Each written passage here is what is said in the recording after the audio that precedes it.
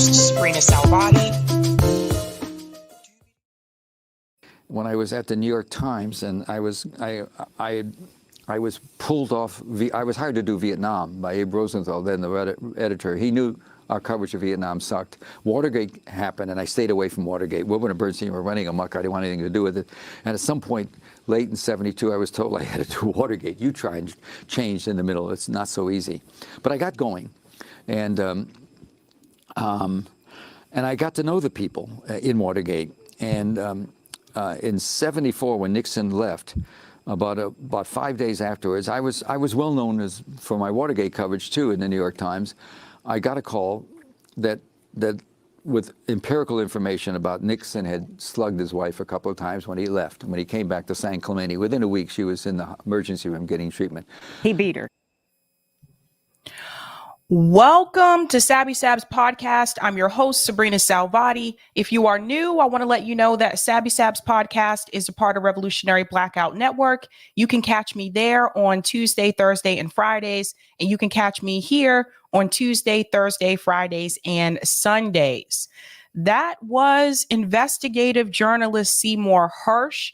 I wanted to play that clip for you because I want you to understand this is not someone who just came out of nowhere and wrote an article. This is someone who is a prominent journalist who is now people now are trying to discredit him because he has released an update about the Nord Stream pipeline. We're going to get into that story later on tonight. But welcome and shout out to everyone watching on YouTube, Rockfin, and Twitter. Welcome, welcome, welcome. I'll go ahead and give you guys a quick heads up. I woke up this morning with a scratchy throat. So this usually happens to me about once or twice during the winter. I got through almost the whole winter season without this happening, and then it happened now. So I'll be honest with you, as the day has gone on, I have started to feel, honestly, like balls. So I feel pretty crappy, but I'm going to power through the stream and then get some much needed, I think, rest, and going to continue with my tea here. But it is what it is. I want to give quick shout outs to people in the chat. Shout out to Joe, says, love you, Sabby, but you better be nice to Briahna. Yeah, this is no takedown video thing. There's things that were said during that discussion that I do want to highlight. I think some of the things that Norm said, it really got me thinking, Shout out to CBC, says, hit the button, please. Greetings, Terry, says, hello, Sabby and chat. Shout out to Dabby Dab, says, whoop, whoop. What's up, Sabby fam? Don't forget to show the like button some love. That's right. Smash that like button. Give it a hawk smash for me, please. Shout out to Robin, says, fun day Friday with Sabby Sabs. Let's do this. Greetings, Angela, says, greetings, salutations, and TGIF. Ready for the weekend. Hashtag like button smash. Greetings, Notori sends fire and dancing, apparently. Shout out to Lorez, says, Friday, greetings to Sabrina, Eric, and Sabby fam. Hit the like and watch the ads to help her out. U.S. empire sabotaging Nord Stream is pure evil to keep Germany, Europe tied to the empire. Shout out to Eric Gray, says, sup, y'all, and always remember to laugh, even as the American empire crumbles before us. Greetings, Mastermind, who's a Sabby member, says, hello, fam. Shout out Ghost, says, what up, Sabby people? Happy Friday. Greetings, Pitchforks are coming, says, hi, peeps. Pitch is also a Sabby member. What's up, Ryan? But can we talk about the UFOs? I'm pretty sure there are channels for that. This is not one of them. Shout out to Robert, says, doobie doobie doo. Greetings, Jonathan, says, happy Friday, everyone. Shout out to Serena, says, hi, everybody. Greetings, Pechico, who's a Sabby member, says, happy Friday night, Sabby. And everybody, yeah, rock your body, yeah. Shout out to Blue Wave, says, I was always a big fan of Briahna Joy Gray, but she went nuclear, making fun of the unjabbed with her sidekick, Robbie, recently on The Hill, educated ignorance. Interesting. I haven't seen that. segment. Uh-oh, the screen just jumped again. I don't know why it does that. Shout out to Casey sends fire. Greetings Gamer says, hi, Casey. Shout out to Mary, who's a Sabby member, says, get well, Miss Lady. Stay well. We need you. Yeah, I actually haven't had a lot of sleep this week either. And I've noticed this sometimes, like if I don't have a lot of sleep or much rest, then it's easier for me to, I guess, start to feel crappy, or as I said, like balls. Like that's just how it can. Like rest is important. So I had on a different like outfit for the RBN stream like over an hour ago. And then like after that stream, I was like, screw it, I'm about to put on a hoodie. So if you ever see me with a hoodie on, I'm either probably not feeling too well or probably headed to the gym or something like that. But this hoodie is special because this is a subscriber made this for me. It's a free Assange. Can you see it? It's a free Assange hoodie. She made this for me and she gave it to me at the Assange rally in DC when I was there. So this hoodie is special. It's very special. Shout out to gamers giving love there to Notori. What's going on? Betsy says, howdy to Mastermind. Yeah, gamer. I woke up with a scratchy throat this morning. So I don't know. Like I had a scratchy throat that started, and usually when that starts, other things are coming. So as the day has progressed, like my ears, like I can hear my voice echoing in my ear. So one of my ears feels kind of clogged or something. It's not clogged, but you guys know what I'm talking about. Like that kind of sinus pressure. It's just like I can hear this echo in this ear. I'm probably gonna have to do a sinus rinse here before I get to sleep. But it is what it is. Cheers to the freaking weekend. Shout out to Lawrence, who's a Sabby member, says, here I am and I'm late again. It is all right. It is all right. Shout out to both parties are traitors. Hello, sensational Sabby Sabster. Hello. Hello. I love that name. Both parties are traitors. All right. The Oracle, what's up, says a lot of sleep is a good thing. Yeah, I haven't been too good with that lately. That was part of my New Year's resolution. So I really need to get on that. And yeah, I really need to get on that and make sure I sleep better. Sabby, you may have, I don't think so. It doesn't feel like that. But yeah, plus I still have appetite. Big one. All right. So let's go ahead and give a shout out to Sabby patrons. What is going on? You know, the bad thing about having a scratchy voice is that I can't really sing well. So that sucks. So I'm not really going to be able to sing to you guys. I always could try to sing something like, I don't know. Shout out to everyone who is a Sabby patron. If you're interested in being a patron, I have 5 categories. All of their names are listed here. You can also see their names scrolling across the bottom of the screen there on the ticker. What are the categories? Members, Sabby, Sabsters, Sabinators, and of course, the ultimate for those of you who are interested. And I want to give a special shout out to a new Sabby patron. Over here, we call them newbies. Let's give it up for David Butler. Dun, dun, dun, dun.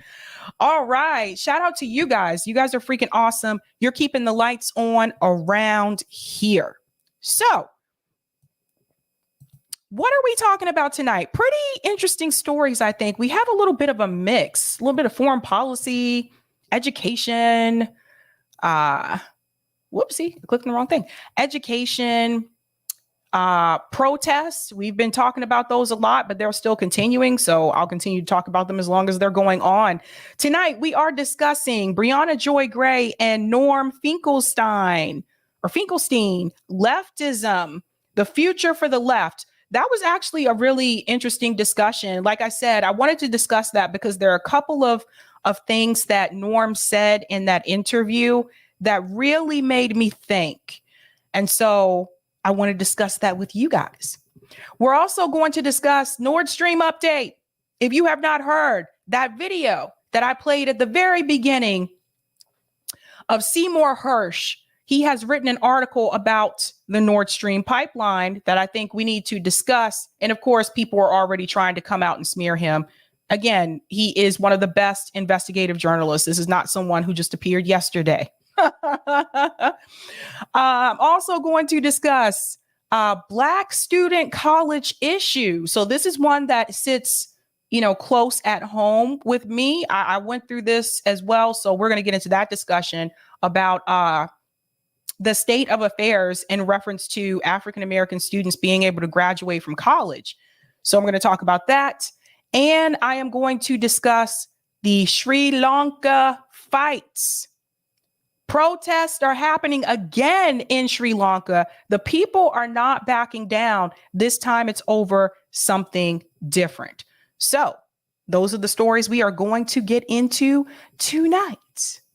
All right. First and foremost, I want to get started with this story about African-American college students having difficulty graduating from college. Again, having been through this and having been an academic advisor in higher education, I can tell you there's a couple of things that is mentioned in this article that are very much true, but I also want to talk about possible solutions, not just what the problems are. So let's go ahead and get into this discussion. Now, this was reported by CNN. Black students are less likely to attain college degrees because of discrimination and external responsibilities. Now, this is according to a new study. Let's go ahead and get into it. Ain't nothing to it but to do it. Give it to me one more time. Black college students have lower 6-year completion rates for any type of degree or certificate program than any other racial or ethnic group because of racial discrimination, the high cost of education, and a multitude of external responsibilities. Now, this is from the Lumina Foundation Gallup 2023 State of Higher Education study. That's where this is coming from. Here we go. The study released on Thursday found that Black students in less racially diverse programs are more likely to feel discriminated against, physically and psychologically unsafe, and disrespected, leading them to abandon their higher educational goals. Let me explain what this may be like for some of you wondering. I went to public university for undergrad. I went to a private university for grad school. There was a difference, big difference. Undergrad was more diverse, grad school, not so much. But even in the undergraduate school, oftentimes I was usually one of 2 Black people in my classes. Sometimes I was the only one, even in the public school. Sometimes these things would happen where, some of these professors, they mean well, but, they do weird things.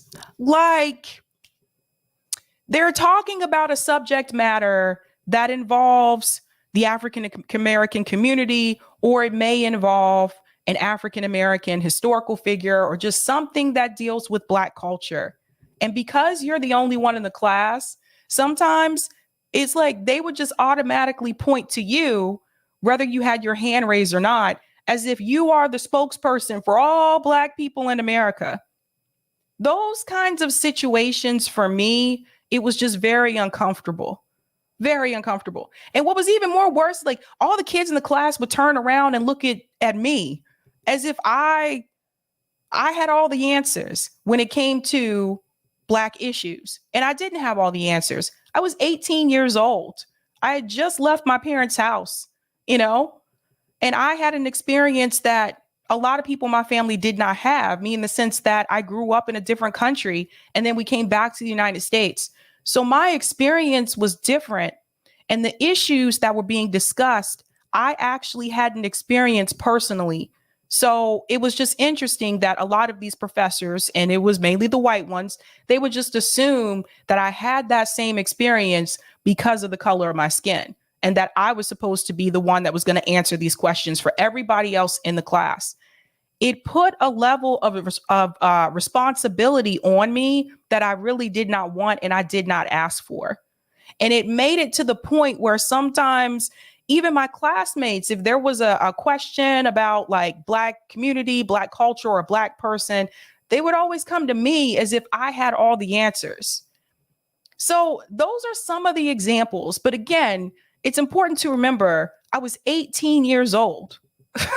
It's just like I was still kind of like a kid in a sense, you know, but expecting me to be able to answer all those things. That's one of the psychological like issues I had to deal with. Let's go on. Only 35% of Black Americans have associate degrees or higher, which are essential for economic and social mobility. And Black student enrollment has also declined over the last 10 years. Now, part of this has to deal with student loans, especially like the younger generations. Some of the younger, especially like the Gen Z, they are not really wanting to take out student loans because they don't want the student loan debt. So that's part of that problem. The data is sad and distressing, but the fact that we now have data, we can't hide and say we don't know anymore. That's coming from Courtney Brown, who is Lumina's Foundation Vice President of Strategic Impact and Planning. Now we need to act on the data. Although some well-paying jobs do not require a college degree, they still ask for certification and training. The study found that 32% of Black respondents in short-term credential programs reported feeling discriminated against at least occasionally compared to those in associate degree programs and bachelor's programs. The study also found that 34% of Black students at private for-profit institutions are more likely to report discrimination than those at public or private, not-for-profit institutions. I want to add something here. Just because it's not reported doesn't mean it's not happening. So there's that.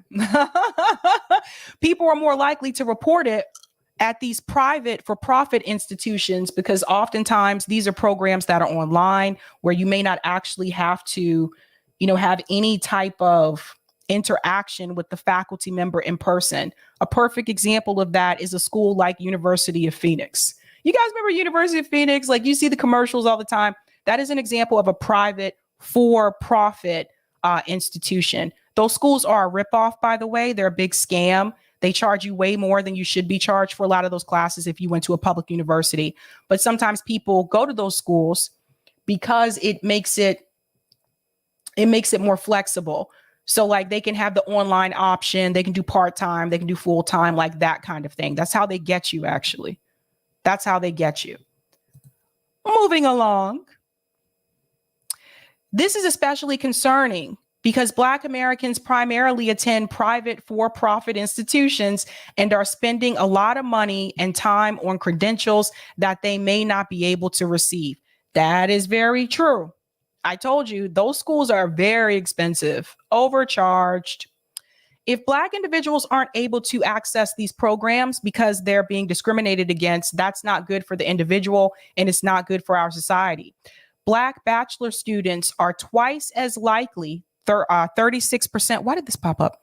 36% as other bachelor students, 18%, to have additional responsibilities as caregivers or full-time workers, according to the study. Let's chat about that for a second. This is very much true. I can tell you, again, when I was in undergrad, even as a freshman, I had a part-time job. Most of my white friends did not. Not necessarily because they didn't want to have a part-time job. They didn't have to have one. I had to have a part-time job. My parents helped with as much as they could when it came to college. And then I also took out student loans. But when it came to other things that I needed to pay for, I had to pay for those things on my own. I had to pay for my own books. And here's another piece that I think some people may not be aware of as well. It's also not uncommon for Black college students to be first generation college students. What does that mean? It means you're the first one in your family to go to college. So if you're the first one in your family to go to college, there are other financial responsibilities that you may have to deal with that you're not prepared for because no one in your family has actually, went to college. So they don't know to prepare you for that. And I'll give you some examples of that as well. Even for people that I knew that had a scholarship and maybe they had a part-time job. Well, the scholarship, let's say it covered everything, right? But there were other expenses that you had to deal with. For example, some of these classes required you to purchase materials outside of your textbooks that you need for the class. I had to take a speech class when I was in undergrad. It wasn't even a choice. It was required. We all had to take it. I had to buy a suit. These are the kind of things you may not be prepared for if no one in your family has been.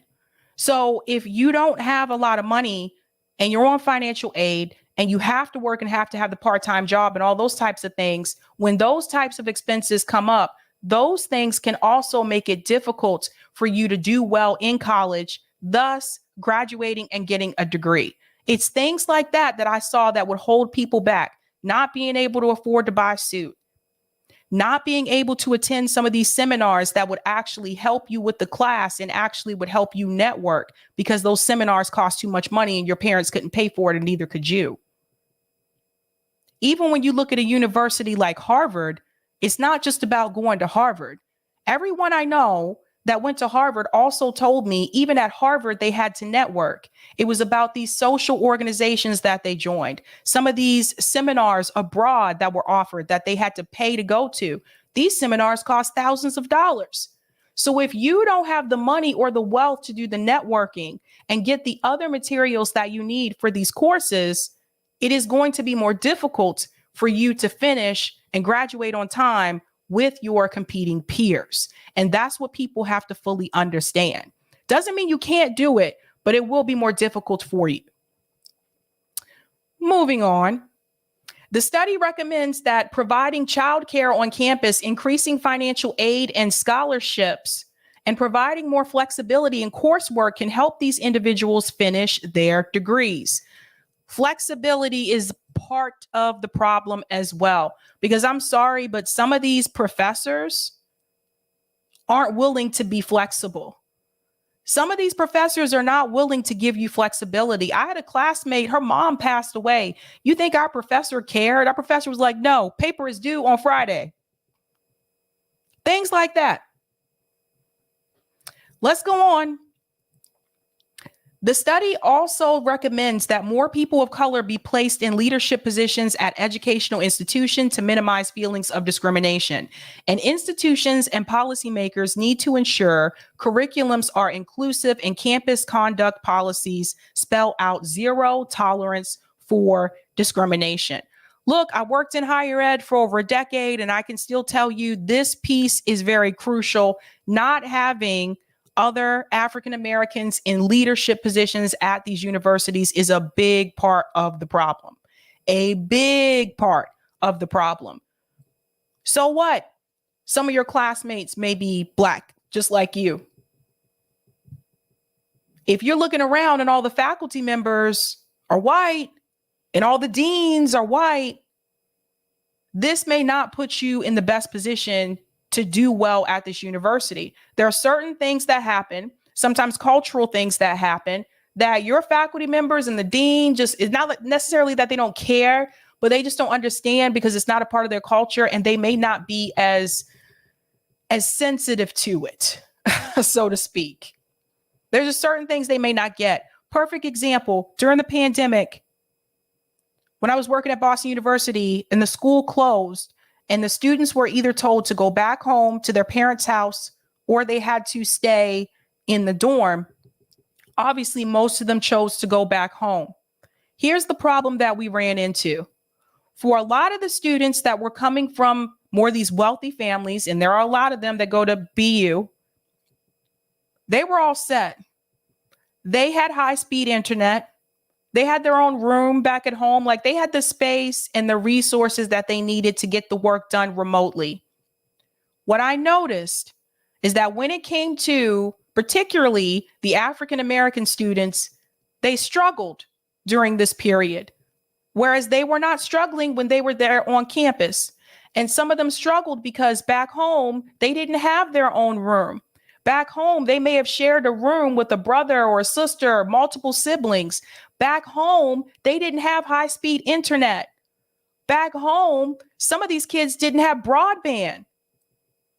These were the kind of things that the deans in charge did not think of because they don't come from that world. They're not coming from the Bronx. They're not coming from these inner city neighborhoods where these resources are not readily available. That's what happens when you don't have people in those positions who have the cultural experience. So that was something that I really noticed, is that they just did not seem to be understanding about that not everyone has a space where they can learn remotely, free from distraction, and not everyone has high-speed internet either. We need to talk about these things. It's a problem. Moving on. There needs to be somebody that's not only going to listen, but take action on that and not dismiss it. Far too many students have tried to report things and it's been dismissed based on the color of their skin, their age, and gender. And I will also add, along with that, you can also include sexual assault allegations too. Because this is another problem that happens at these universities. Students will report it and nothing is done. And instead of the perpetrator leaving the university, oftentimes it's the victim that has to end up leaving the university, because the university is going to protect the university. They're not really there trying to protect the victim. I don't care what type of organizations that they have in place at these universities. They have them all. Title IX, Wellness Center. Yeah, those institutions, they're there, they're in place, and you can go and talk to them. But at the end of the day, does that mean that you are going to get justice? Not necessarily, based on what I've seen. So there have been multiple things over time where I've seen students have made reports and nothing was done, whether it was sexual assault, whether it was racial, whether it was gender bias, whether it was, other violent behavior. I've seen this happen multiple times and nothing was done. Let's go on. Although the study does not explicitly mention historically Black colleges and universities, Brown acknowledged that these institutions are essential in the higher education system. She said that having people who look like them as peers, mentors, faculty, and administrative positions help Black students feel a sense of belonging, leading them to persist through their education. HBCUs are a gold star in this field, but it's not up to HBCUs. It's up to all institutions to ensure that they are inclusive, that they don't discriminate against any individual, that they provide a welcoming environment, and that they are working to ensure the success of every single student that they enroll. And not to mention, not everyone can get into an HBCU either. It's not like they have seats for all Black people to come to the university. But I think these are some of those things that you find out when you go through this, when you have this experience. I mean, these were things that I noticed, when I was in undergrad.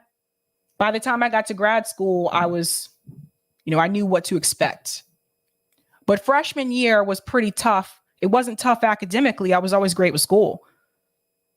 It was tough financially and even socially, because there were just these things that you were just not prepared for. Again, if you're a first generation college student, that you had to deal with. So I think, what could they do to make things better? Again, I think it is important that they do have African Americans in some of these leadership positions. That's a big red flag. This is something you should notice if you're younger and you're watching this and you're going to your college tours, trying to decide which one you want to go to. Pay attention to who's in the leadership positions. Pay attention to that, because that can tell you a lot. That can tell you a lot. But that's something that can change to help, that is to diversify some of those leadership positions. But also, students need to be heard and people need to be held accountable.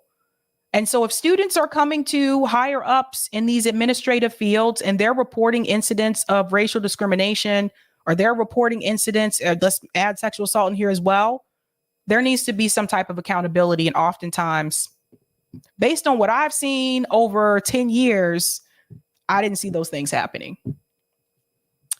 So that is something to think about there. Go ahead and smash that like button for me, guys. That helps me out with the algo. Helps me out with the algo. All right.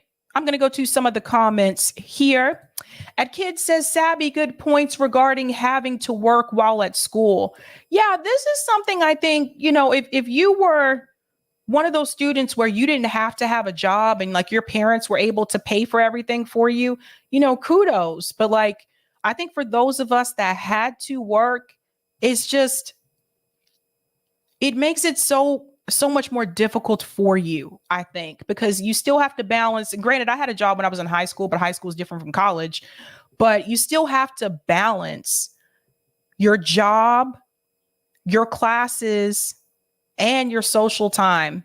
And college is a lot harder than high school academically. So I think that, some of us did not have that privilege. Some of us had to work. So just something to think about. Okay. Soul said, I got in when graphics and web design were in high demand. I remember that. I wonder how that's going now, because there's so many different programs that people can just get on their own and don't necessarily have to have the skills. I wonder about that. Oh, Kill Your Gorgie says Sabby's a smarty. Thank you so much. That's so sweet. Thank you so much. Okay. We are going to our next story. If you have not been paying attention to what is happening globally in reference to protests in the world, I'm about to bring another one to you. Now, earlier today, I did talk about the protest in Denmark on RBN, and now I'm going to discuss the protests in Sri Lanka. Now, if you remember, I talked about the protests in Sri Lanka last year. This was over a different issue, but the protesters, they stormed the prime minister's house and kicked him out of his house. Now, that was last year. Well, they are protesting again because they are not going to give up. And get this. So this is from World Socialist website. And I want you to understand how many people are actually protesting. 50,000 people, over 50,000 people in Sri Lanka striking and protesting. Let's get into it. By the way, you should definitely follow World Socialist website because they're awesome. Why else? Okay. Over 50,000 Sri Lankan workers strike and protest against, let me get this right, because I looked up this guy's name, against Wickremesinghe. Yes, against Ranil Wickremesinghe. Sorry, guys, I had to look up with that one. Government's austerity measures. Let's go on. Over 50,000 workers joined strikes and demonstrations across the island yesterday to fight for the largest round of International Monetary Fund, IMF, dictated social attacks being enacted by the Wickremesinghe government. While the action mainly centered on the new taxes on wages, protesters also denounced unbearable increases to the cost of living. Don't we have these same issues here in the United States, right? Taxes on wages, unbearable increase to the cost of living. Look at the pictures, guys. Look. Could you imagine what kind of change could come about in the United States if we could get 50,000 people in the street protesting over the inflation, the prices, just that alone? We don't even have to add all these other things. There's many things that we can add. But just on the inflation, 50,000 people. Betsy says, I can't wait to have a general strike here. This is what I'm talking about. Like, guys, this is nothing to them. This is nothing to people in Sri Lanka to get this many people out in the street. Denmark was the same way. I talked about this over an hour ago. Denmark also had over 50,000 people in the street. This is a no-brainer to them. When they feel like their pockets have been hit, when they feel like they're being overexploited, when they feel like the cost of living is too high, this is nothing to them. It's a no-brainer. You get out in the street. You don't see them sitting around saying, oh, let's see who we can elect and put into this position to make some changes that'll happen next year or the year after. No, they hit the street. This is what we have to do. Let's go on. Thousands of workers from the government-owned petroleum corporation held a half-day strike, as did about 30,000 employees from public and private sector banks. Around 5,000 government university teachers and 20,000 doctors from public sector hospitals walked out in a one-day strike. Cancer treatment, maternity wards, emergency services, and children wards were exempted from the doctor's strike. Do you see how they connected people across industries to do this strike? They have the doctors. They have the employees from the public and the private banks. This is what we need to happen here, guys. This is exactly what we need to happen here. Desert Manta said Americans are accustomed to accepting it because of societal brainwashing. I think that's a big part of it. I think people here are just heavily propagandized. And over again, I keep hearing about what we can't do. But I want to hear people talk about what we can do. I want to hear people say, yes, we can get this many people out in the streets. Here's the plan, here's the strategy, and here's how we're going to do it. I don't want to hear anymore, we can't do it. Everybody else is doing this. But us. Let's go on. Around 6,000 workers from the ports observe a half-day work to rule, and thousands of Sealand Electricity Board, CEB, workers, apart from those attending to breakdowns, participated in a sick leave campaign. In Colombo, thousands of port workers and water supply and drainage board employees joined a lunch hour demonstration outside the Fort Railway Station in protest against rising inflation. Again, protesting against the inflation. They demanded that the government withdraw its income tax increases. This was followed by a one-hour demonstration organized by several Silent Petroleum Corporation trade unions, and around 4,000 CEB employees demonstrated outside the CEB headquarters. Later that afternoon, approximately 4,000 doctors, university teachers, engineers, and other professionals protested in Colombo's Hyde Park. And here's a picture here. You know they did very well, right? You know they did very well when they were able to get the doctors to join them and the engineers.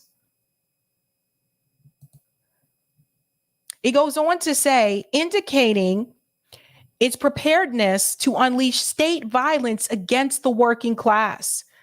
The Wickremesinghe government deployed hundreds of police personnel, including riot cops equipped with water cannon trucks near protest sites in Colombo. So for people, oftentimes people tell me, well, in these other countries, Sabrina, they don't have the police state.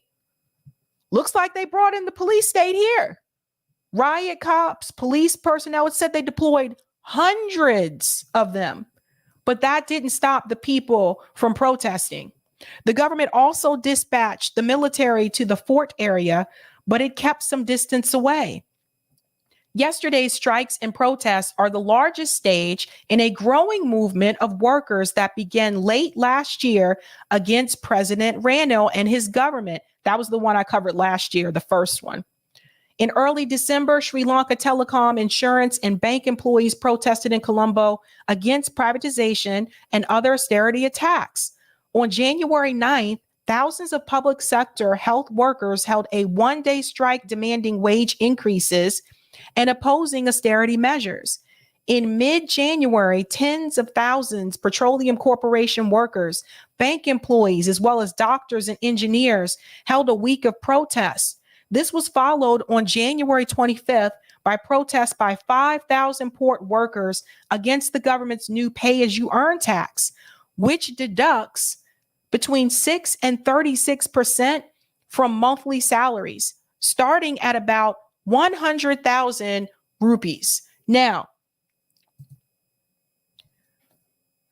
they're getting thousands of people to come together to rise up against the elite, to rise up against these increases that are happening to them. I want to see us do that here. Thousands of people. And they do it so quickly. They do it so quickly. Like, they don't need a year to prepare. They don't need months to prepare. They just do it because to them, it's a no-brainer. If they feel as though they are being treated badly or poorly by their government, if they feel like their benefits are being stripped away from them, boom, light bulb just clicks on and they just go and do it. They don't sit here and argue and say, oh, is this person on the left? Is this person on the right? They don't sit there and argue and say, oh, I wonder who the speaker is. I don't want to go because I don't like the speaker. We have so many distractions here in this country. People are distracted by Netflix. People are distracted by the Kardashians. People are distracted by podcasters who may be speaking at an event. They're distracted by all those things. And because they feed into the distraction, guess what happens? The event suffers because people choose not to pretend because of all these distractions that were thrown their way. And that means that the people who are doing those things, that means that you are helping them accomplish their goal.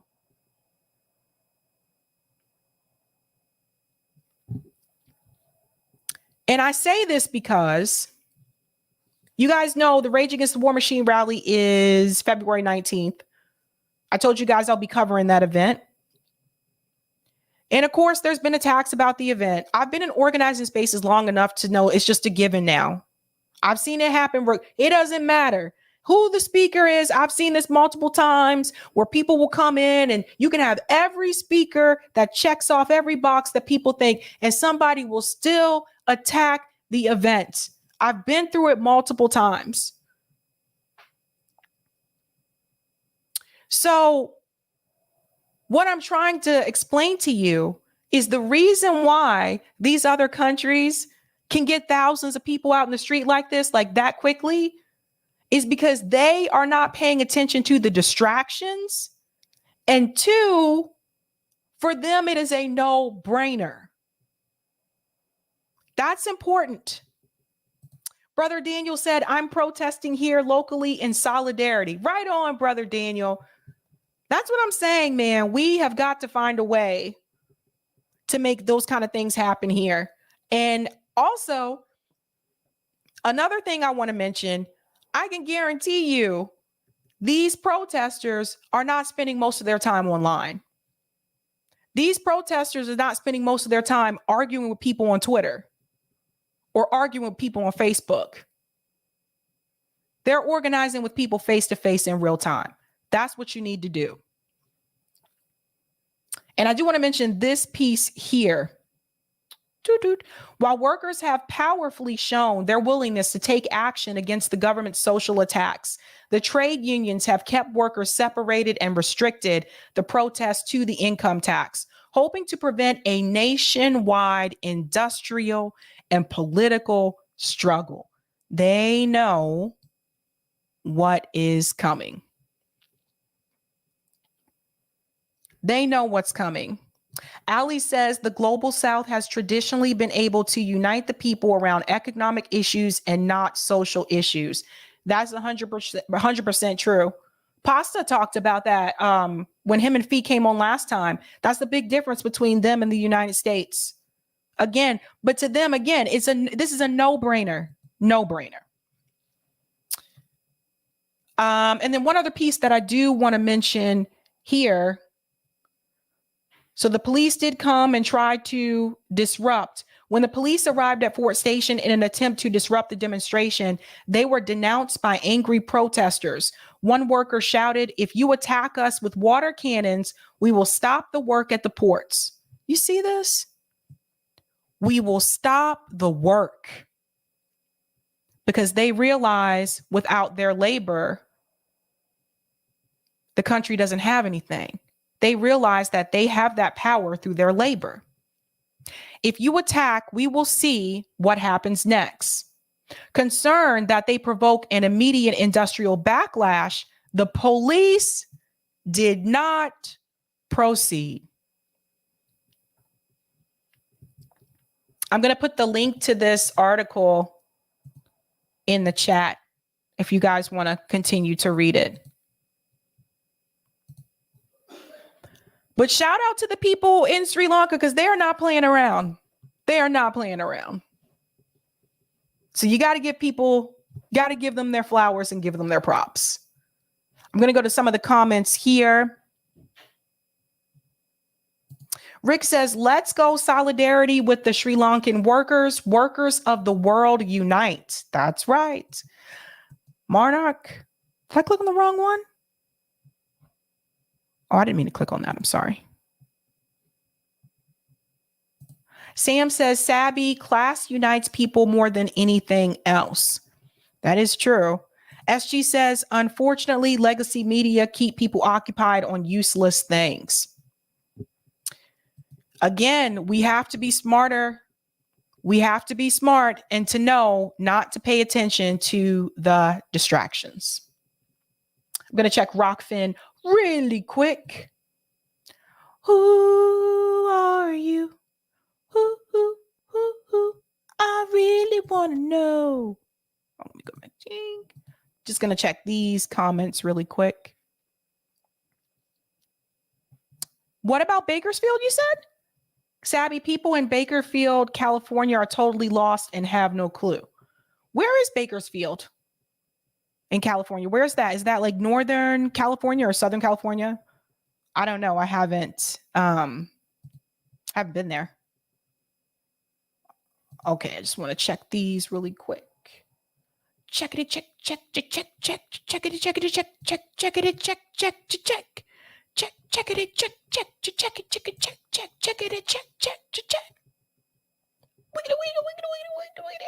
Thank you so much for the tip on Rockfin. Let me go ahead and share this here.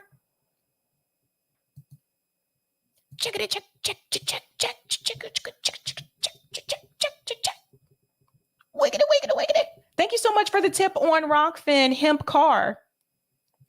Post office have had people work 100-hour weeks, bathrooms not cleaned, people driving from passenger seats on icy roads, fire exits blocked by Amazon boxes, tons of overtime without pay due to salary, always in on day off, never 2-day weekends, barely get time off.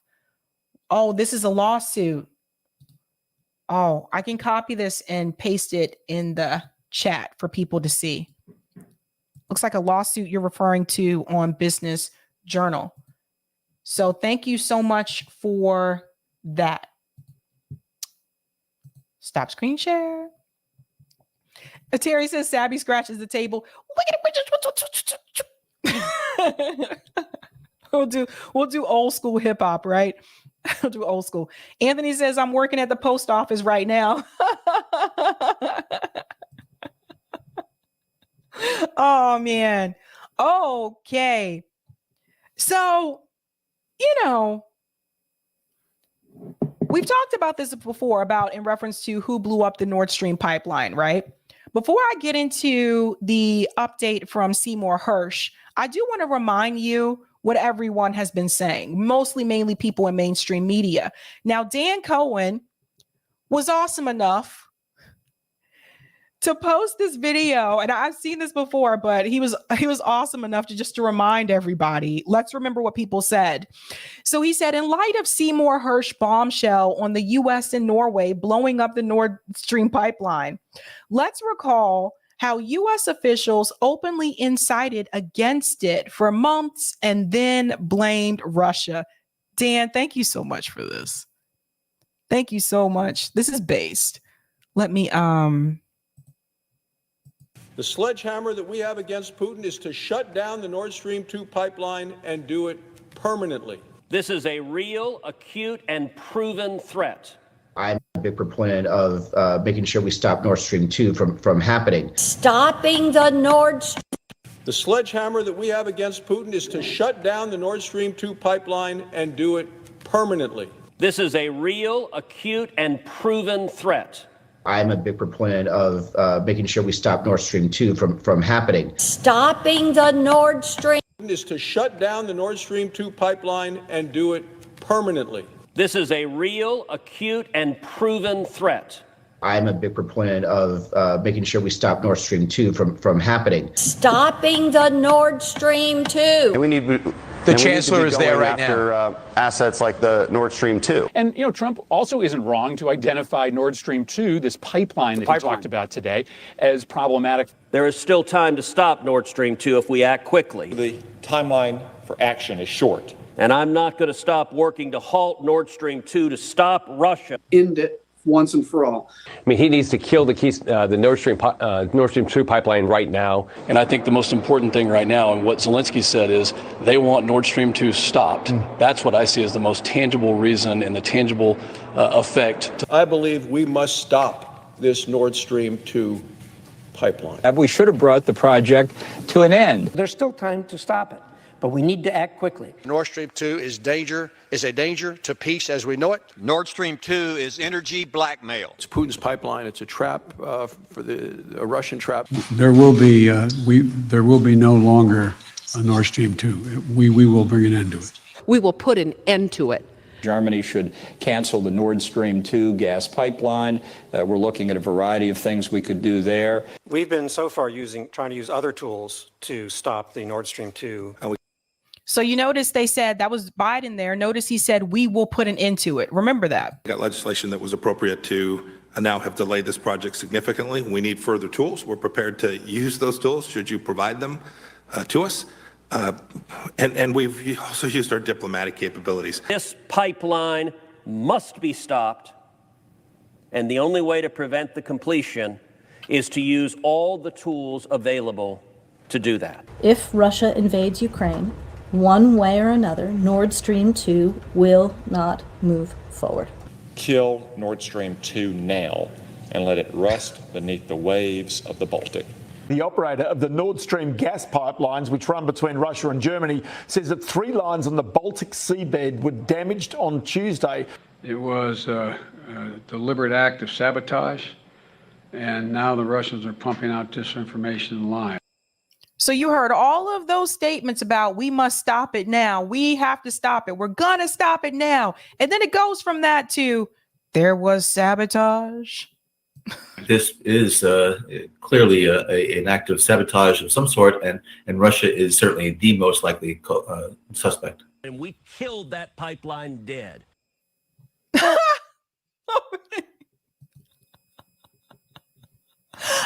I like to remind people of what was said. So just in case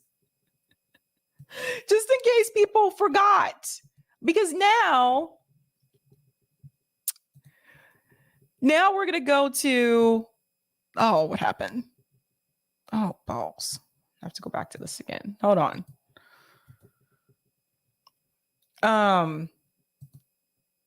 Now we're going to go to the article because Seymour Hersh, again, I'm going to show you again who he was after we read some of this, because this is not just someone who appeared out of the blue yesterday and doesn't have the experience. This is someone who is an investigative journalist. He's been on shows like Democracy Now! He's been on mainstream media.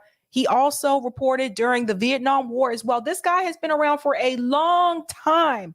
He is not brand new, okay? So he is facing controversy over this article. Now, this was published February 8th. How America took out the Nord Stream pipeline. The New York Times called it a mystery, but the United States executed a covert sea operation that was kept secret until now. Do you think that Seymour wouldn't have vetted his sources before he came forward with this information? Come on. Come on. So let's start because I want to start it right here. Boop. Last June, the Navy divers operating under the cover of a widely publicized midsummer NATO exercise known as the Baltops 22 planted the remotely triggered explosive that 3 months later destroyed 3 of the 4 Nord Stream pipelines, according to a source with direct knowledge of the operational planning. So that's that. I know, Shira. Let's go on. 2 of the pipelines, which were known collectively as Nord Stream 1, had been providing Germany and much of Western Europe with cheap Russian natural gas for more than a decade. A second pair of pipelines called the Nord Stream 2 had been built, but were not yet operational.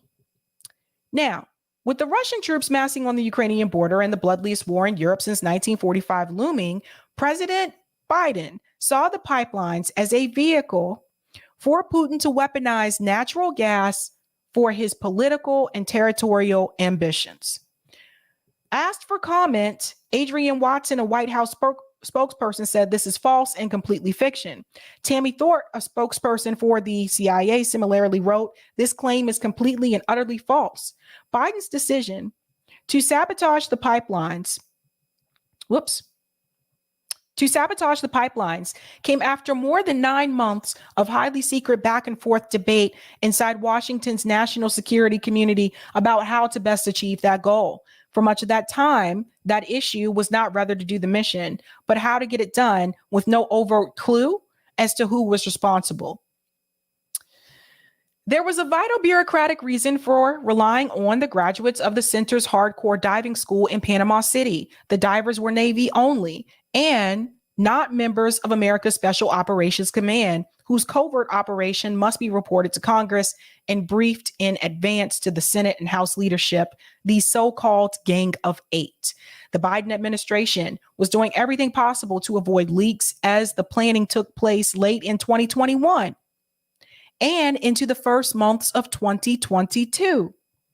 Biden and his foreign policy team, National Security Advisor Jake Sullivan, Secretary of State Tony Blinken, and Victoria Nuland, the Undersecretary of State for Policy, had been vocal and consistent in their hostility to the 2 pipelines, which ran side by side for 750 miles under the Baltic Sea for 2 different ports in the northeastern Russia near the Estonian border, passing close to the Danish island of Bornholm before ending in northern Germany. The direct route, which bypassed any need to transit Ukraine, had been a boom for the German economy, which enjoyed an abundance of cheap Russian natural gas, enough to run its factories and heat its homes, while enabling German distributors to sell excess gas at a profit throughout Western Europe. Action that could be traced to the administration would violate U.S. promises to minimize direct conflict with Russia. Secrecy was essential. Here's the important piece.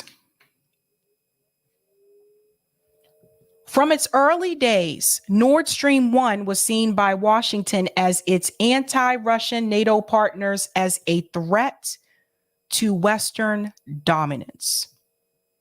The holding company behind it, Nord Stream AG, was incorporated in Switzerland in 2005 in partnership with Gazprom, a publicly traded Russian company producing enormous profits for shareholders, which is dominated by oligarchs known to be in thrall of Putin.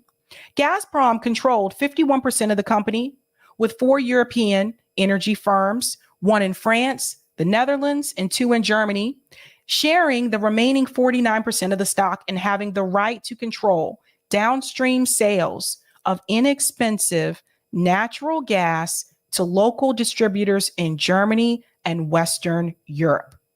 Gazprom's profits were shared with the Russian government, and the state gas and oil revenues were estimated in some years to amount to as much as 45% of Russia's annual budget. America's political fears were real. Putin would now have an additional much-needed major source of income, and Germany and the rest of the Western Europe would become addicted to low-cost natural gas supplied by Russia, while diminishing European reliance on America. Highlight this piece here. Diminishing European reliance on America. That's what it's about.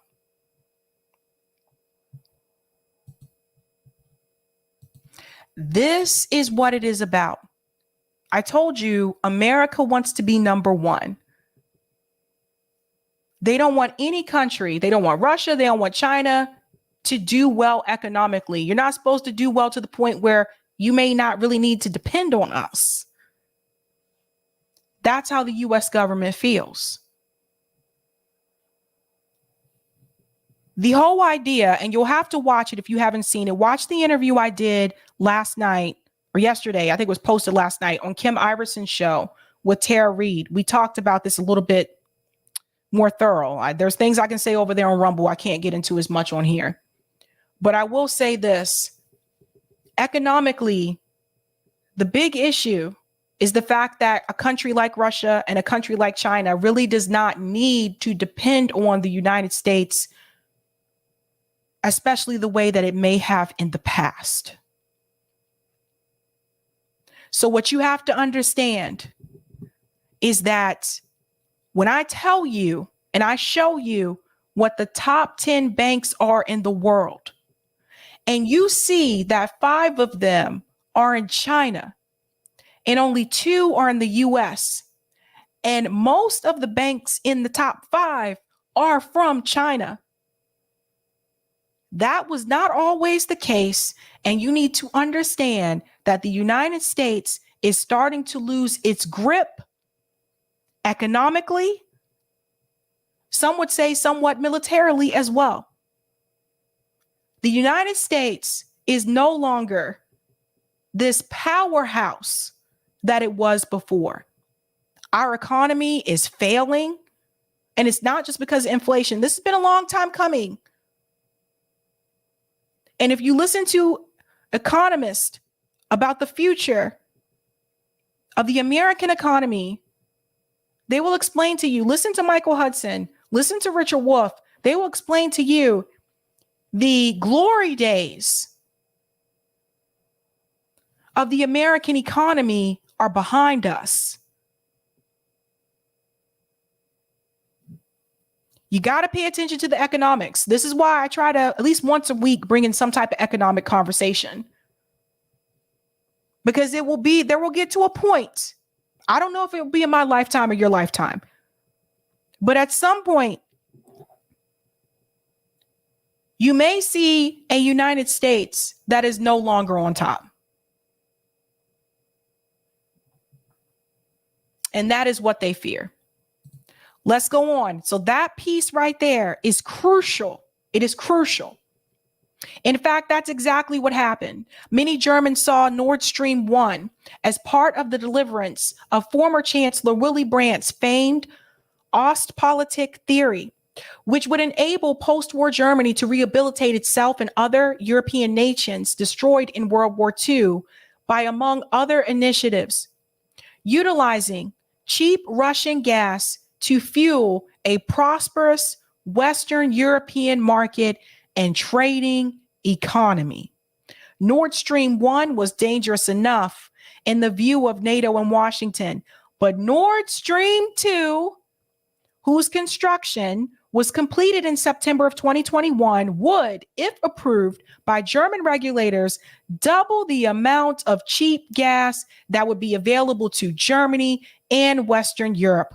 The second pipeline also would provide enough gas for more than 50% of Germany's annual consumption. Tensions were constantly escalating between Russia and NATO, backed by the aggressive foreign policy of the Biden administration. It's about cheap gas.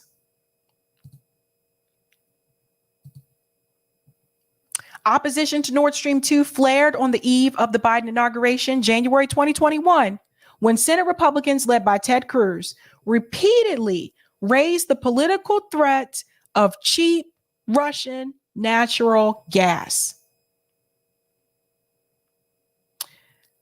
How's that bipartisanship looking for you? Now, I want to jump ahead here.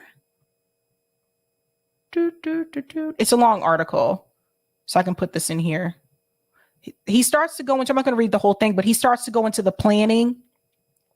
Some of this I can't talk about in here. I just already know how YouTube is, but I'll give you the link to the article.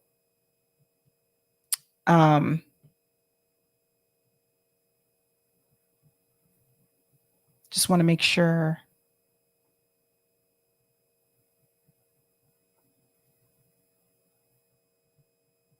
Where's the other part I wanted to say?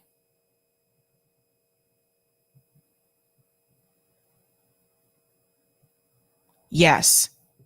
So let me read this other paragraph, and then I just want to play that little clip, there really quick. See, some of this I can't talk about because I know how YouTube is, but you'll be able to read through it. Yeah, I'm not going to be able to talk about the attack, but I will put the link there for you. But this piece I want to mention here as well. 20 days earlier, Undersecretary Nuland had delivered essentially the same message at a State Department briefing with little press coverage. I want to be very clear to you today, she said in response to a question, if Russia invades one way or another, Nord Stream 2 will not move forward. So they were already warning you. They were already telling us ahead of time, yeah, it's not going to move forward. They didn't tell you how it wouldn't move forward. They didn't tell you if they would be involved in it or not. But they did tell you it was not going to move forward. And I believe that's the clip right here. Well, I'll take a couple questions each. Reuters, Andrea, you got the first question. Thank you, Mr. President, and thank you, Chancellor Scholz. Mr. President, I have wanted to ask you about this Nord Stream project that you've long opposed. You didn't mention it just now by name, nor did Chancellor Scholz. Did you receive assurances from Chancellor Scholz today that Germany will in fact pull the plug on this project if Russia invades Ukraine? And did you discuss what the definition of invasion could be? And then Chancellor Scholz, wenn ich Sie fragen darf, if I may ask you, Chancellor Scholz, you said there was some strategic ambiguity that was needed in terms of sanctions. I just wanted to know whether the sanctions you are envisaging and the EU is working on, and the US as well, are already finished, finalized, or is there still work ongoing? And you're not really saying what the details are. Is that just an excuse for Germany maybe to not support the SWIFT measures? Let me answer the first question first. If Russia invades, that means tanks or troops crossing the border of Ukraine again. Then there will be no longer a Nord Stream 2. We will bring an end to it. Okay, so are we imagining things? Did he not just say that there? See, sometimes people forget. Like, I don't, for the people who have these clips and save these clips, thank you so much. Because all of a sudden, I don't know if it's mainstream media or what, but all of a sudden people have seemed to have amnesia. Now, again, the name of this article, because we're going to go back up to the top. Yep. It's called How America Took Out the Nord Stream Pipeline. This is by Seymour Hersh. And he's already being smeared and people are already coming out against him, and including, of course, they had to respond. They had to respond. So this is from Sky News. White House dismisses claims U.S. caused the Nord Stream pipeline. Mary said they're not even hiding it anymore. No, look, here they go. So I'm just going to read this first part here. I'm going to make this bigger because this is way too small. The White House has dismissed allegations the U.S. was behind the explosion of the Nord Stream gas pipeline, claiming reports to be utterly false. The allegations published by investigative journalist Seymour Hersh said the blasts, which took place last September, were carried out on the orders given by President Joe Biden. However, the claims have been shut down by a spokesperson for the White House National Counsel, who added that it is utterly false and complete fiction. Who is this person? And who says that? Guys, come on, say it with me. It is utterly false and complete fiction. Try it, guys. It is utterly false and complete fiction. We can make a song. It is utterly false and complete fiction. It is utterly false. Complete fiction. Oh my God, who said that? And why you say it like that? Utterly false.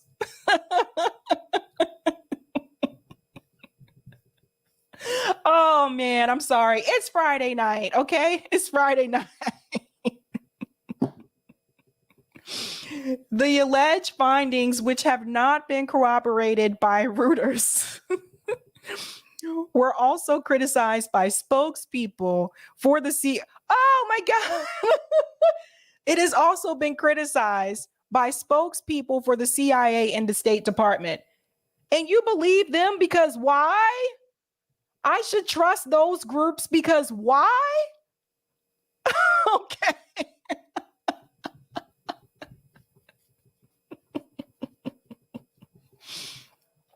The U.S. and NATO have called the incident an act of sabotage, while Sweden and Denmark have both concluded that the pipelines were blown up deliberately. I've had too much tea. I'm sorry. Neither country has spoken up on who may be responsible for the attacks. So they've already, jumped on it. The White House has dismissed. Because it is utterly false and complete fiction. Now,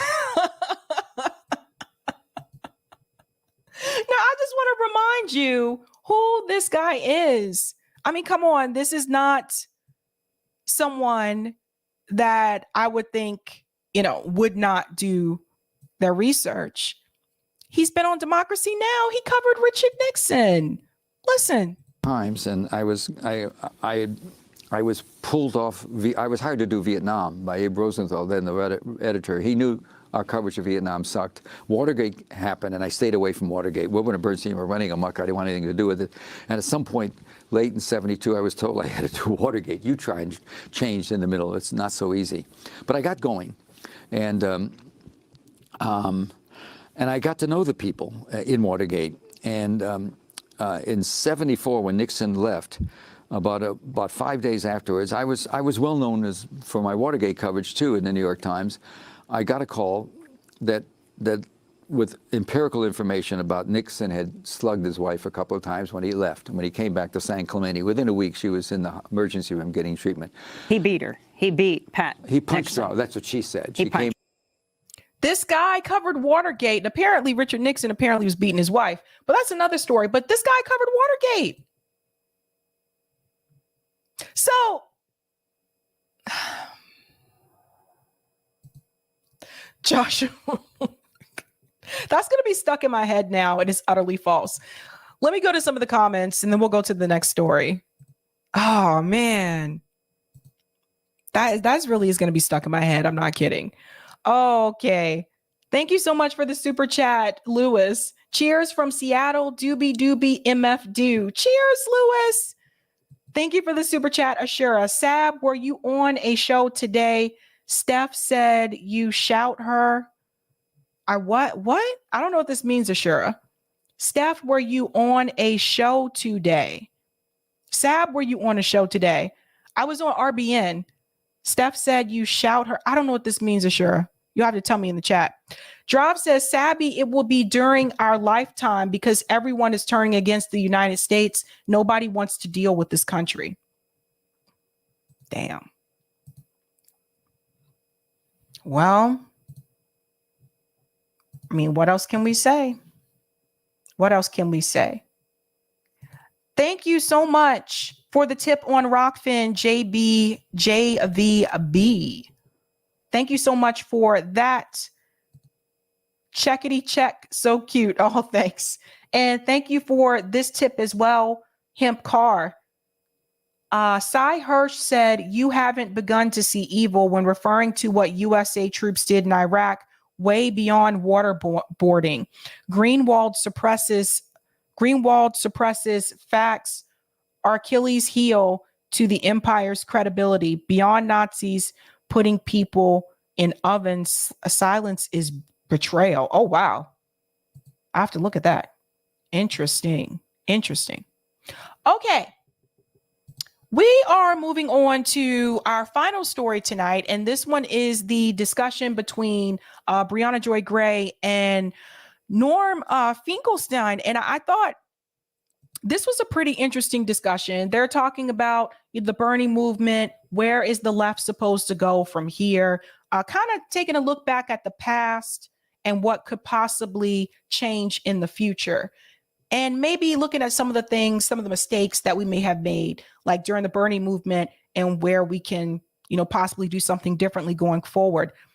There's a couple, hold on. Yeah, there's a couple of things that he says here that I think are very important. And I do want to talk about them because he really got me thinking. And then there's a clip on Twitter that I want to show you as well from this interview. But let's go ahead and get started with this. If you haven't seen this interview, I highly recommend that you check it out because I think it can be a learning lesson, for those of us on the left, especially those of us that came from that Bernie's movement. I think we can learn a little bit of something from Norm. So let's dive in. The problem with what's going on with forced to vote and everything is you never try to reach out to your potential constituency. That was the whole promise of the Bernie Sanders campaign. It was mass mobilization. It was organizing your constituency. It was getting them involved in the political process. Because the point of a left politics is the emancipation of the working class has to be accomplished by the working class itself, not by the fashionistas or the squad inside Congress. And that was never done. That was the big disappointment of Bernie Sanders because. So this piece right here, let me just go back just a little bit. This was kind of a wake up call to me. Go ahead. Involved in the political process because the point of a left politics is the emancipation of the working class has to be accomplished by the working class itself, not by the fashionistas or the squad inside Congress. And that was never done. So let's talk about this part here for a second. And I think this is the piece that maybe we did miss, right? Like, it's almost like we were expecting Bernie Sanders and the squad to, I guess, accomplish the movement, continue leading the movement, right?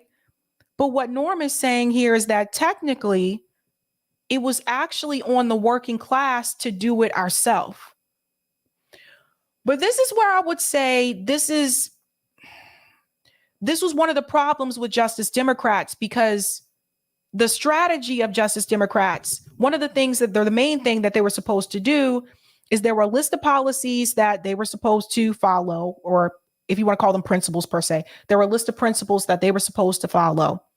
And they were supposed to go into Congress and fight against the corporate Democrats, the establishment Democrats, and push forth these issues that we're fighting for. That was a part of the Justice Democrat strategy. Like that, if you look up Justice Democrats. It spells it out for you. It spells it out exactly what was supposed to happen.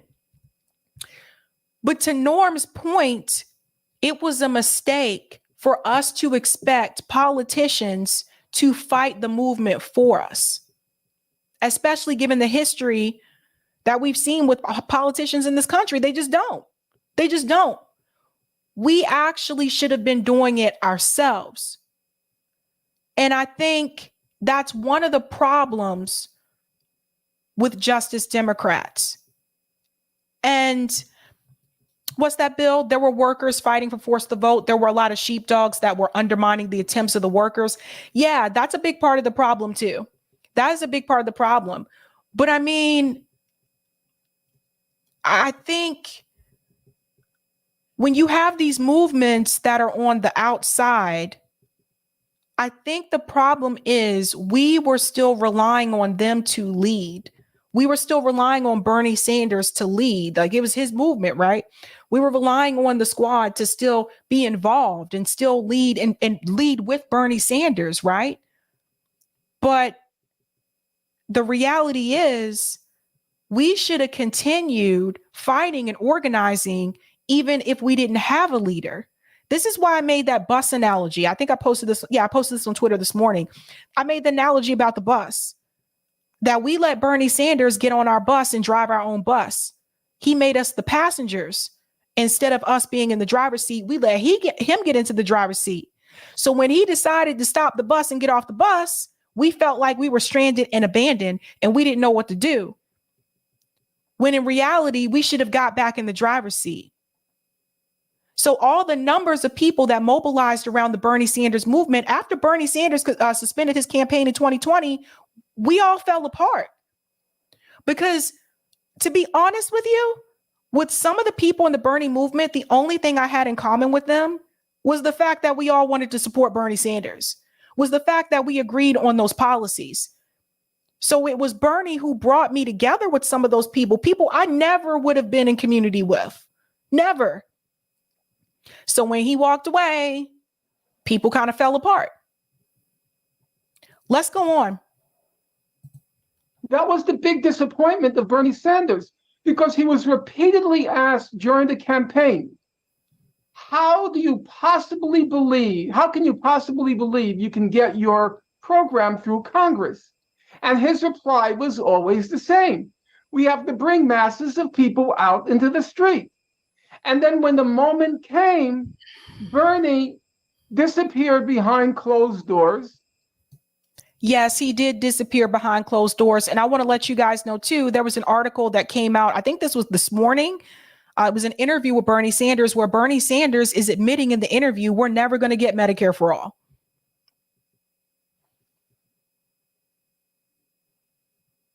So Norm's correct when he said that Bernie Sanders told us we're going to have people out in the streets. That's how we're going to do it. We're going to get people out in the streets. The problem is, though, once Bernie Sanders walked away, we didn't get out in the streets.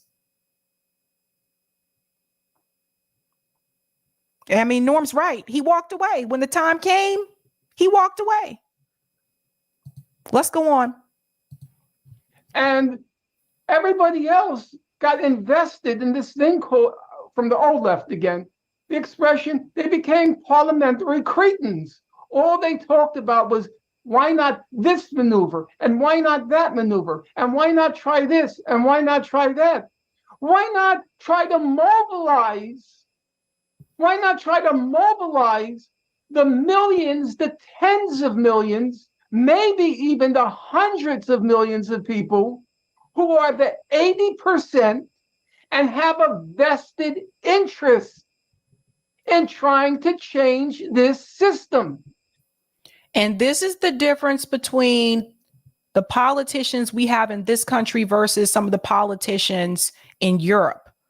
And this is what Claire Daly, explained this to me so wonderfully, is that they actually have politicians that are involved with the outside movement.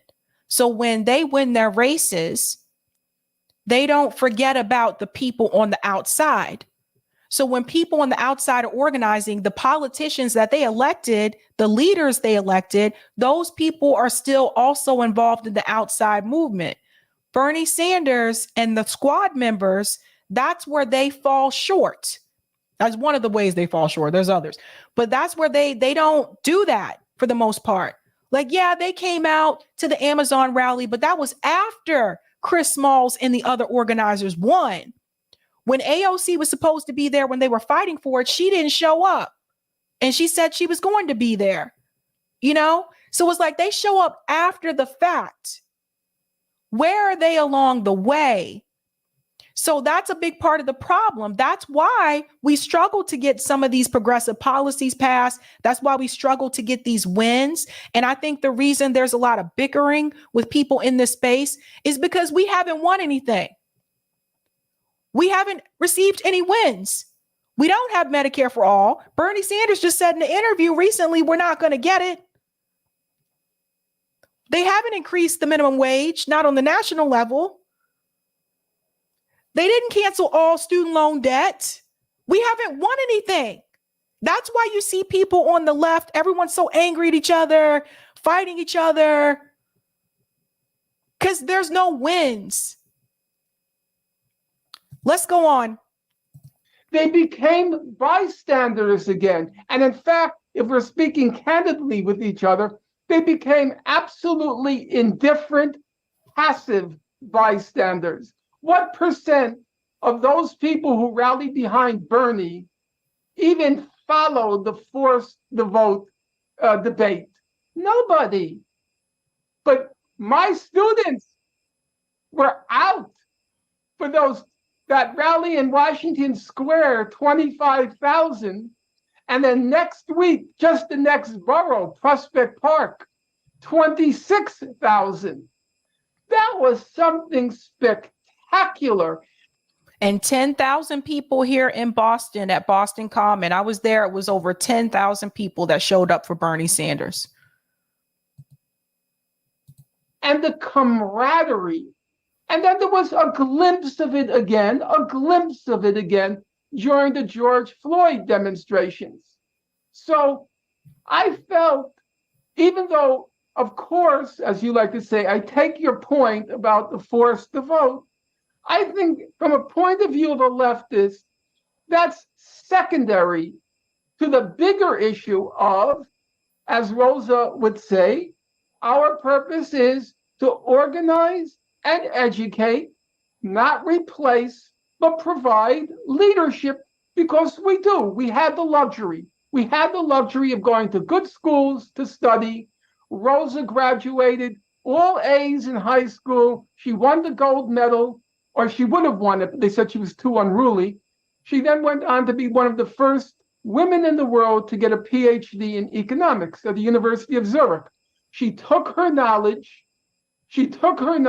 her genius, her brilliance, and she gave it to the cause of the working class. And that's what we should be doing. I don't know how, I'll be honest with you, Briahna. I don't know you. And most people have a price. I don't know how long you'll stick to it. I hope and pray you do stay the course, because the cause needs you. No, I'm serious about that. The cause needs you. Just like we were lucky, to have Paul Sweezy in our cause. People who got the knowledge, got the privilege, and used it for a meaningful cause, something meaningful, the emancipation of humankind. So Norm, I just, if I could respond to a couple of those things. I think the broader struggle that every movement encounters of what it means to effectively organize, especially in a world where we're living in a labor law context that is very hostile to workplace organizing, where we see that even strong unions like the Railroad Workers Union are subject to poor leadership, where they apparently were not even prepared to go on strike. And of course, the national pressure from the Biden administration, who ultimately chose to crush any potential strike using the Railroad Labor Act, where no matter how worker-oriented and worker-led a movement is, the fundamental issue is that organizing is difficult and it's an ongoing project. I don't know that I think it's fair to lay at the feet of one parliamentary objection the failure to organize more broadly across the entire country, a failure that we've been struggling with for 60 years or so. Moreover, the point of Force the Vote wasn't to subsume all organizing into it, although I should point out that the organizers of Force the Vote did in fact organize. There were phone trees. We did, in fact, it is not true that they did not reach out to professional organizations like the National Nurse. They organized on the ground too, if I remember correctly, because I think Colin from Indie News Network, I think Colin was also involved with Force the Vote when they were in DC. I thought they organized on the ground as well. United, who did not respond to me, refused to be back in touch. The failure in Force the Vote was that the organizations that do exist were being organized by the squad members who were trying to insulate themselves from accountability. And so we live in a world, my view of it is, my view of the fundamental problem with a lot of the left is that it is the elected representatives who are wagging the tail, wagging the dog, instead of these organizations having them be accountable to them. So that when they made phone calls around and said, we're not going to do Force the Vote, all of those organizations whose membership, frankly, many of whom were very supportive of Force the Vote. DSA, for example, did not do a membership poll, but one of the prongs of DSA, the kind of healthcare section, I forget what the words are, did a vote, and the overwhelming majority did support taking action on Force the Vote. But the leadership of the organization was not responsive. And many people believe it is because the squad members reached out, made it clear that they did not want to follow through with this plan, largely because of their personal frustrations with Jimmy Dore, not because it was a bad plan, but because they just didn't like Jimmy Dore. And so they basically silenced what organizations could potentially have been pressing for this. This goes back to the leadership, guys. What were we just talking about? This is why the leadership is very important. Who you have in those positions actually does matter. And I have not had good experiences with DSA leadership. I mean, like, they just seem to be, at least on the national level, I don't know, I can't really speak about all the local chapters, but on the national level, DSA leadership has not been good. By having control over their leadership. That all being said, I think the point of Force the Vote, again, is not to be the organizing in and of itself, but to expose the extent to which people who have, I think, disproportionate faith, a misplaced faith in those elected leftists should not. And by talking about parliamentary maneuvers, you're exposing the extent to which they are lying about not having power and not being able to do things. When there are clear cases when they do have power and they decline to use it, it's more difficult for them to hide behind the idea that they're just outnumbered. We just need to keep supporting them. We just need to keep voting more members in. And then somehow that's what's going to affect change. And to the extent that you want people to engage more with substantial organizing, part of that project is to convince them not to waste their time on a certain kind of electoral politics. And to that end, I'm glad you brought up these squad members, because so much of what you've written about in this book, the critique of identity politics, how it's been weaponized and how it's been used to distract, was on display this past week. I've tried Solidar. Sabby, you should interview someone in DSA leadership about what happened with Force the Vote. Why not? I've reached out to them multiple times. I don't think they want to have that conversation, like, to be honest. Sorry, I cut this off. As Ilhan Omar because of accusations of anti-Semitism, was kicked off of the Foreign Services Committee. And we were treated to a number of, I'm trying not to use, sermon sounds like I'm being belittling, but speeches by squad members about how she's being targeted because she's a Black woman. And many people noted that it was it seemed really bizarre to focus on her identity as what made her a target, which she was primaried by a Black woman, I believe. The idea that she's being targeted because she's Black and Muslim, as opposed to having taken some of the positions in defense of Palestinian rights. A friend of mine from the UK, a very smart young man, he wrote the same thing to me. Would they have targeted is her name Candace Jones? Candace Owens. Would they have targeted her because she's a Black woman? It's the politics. Right. It was her politics they were targeting, and she turned it into a person of color issue. Yeah, she did. So they go on there to talk about Ilhan Omar, but then there was another part I wanted to jump to at 1947. Well, how we get back to Sid? How did Sid come back? Okay, there we go. 1947. I want to jump to this part right here. All right, right on the money.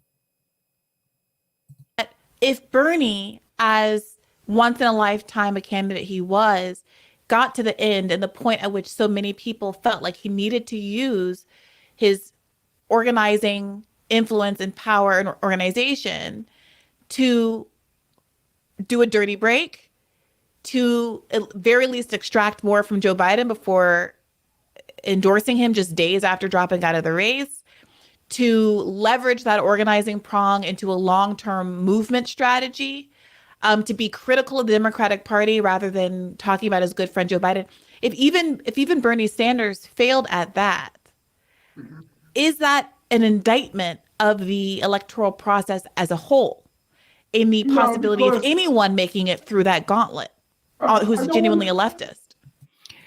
Yes.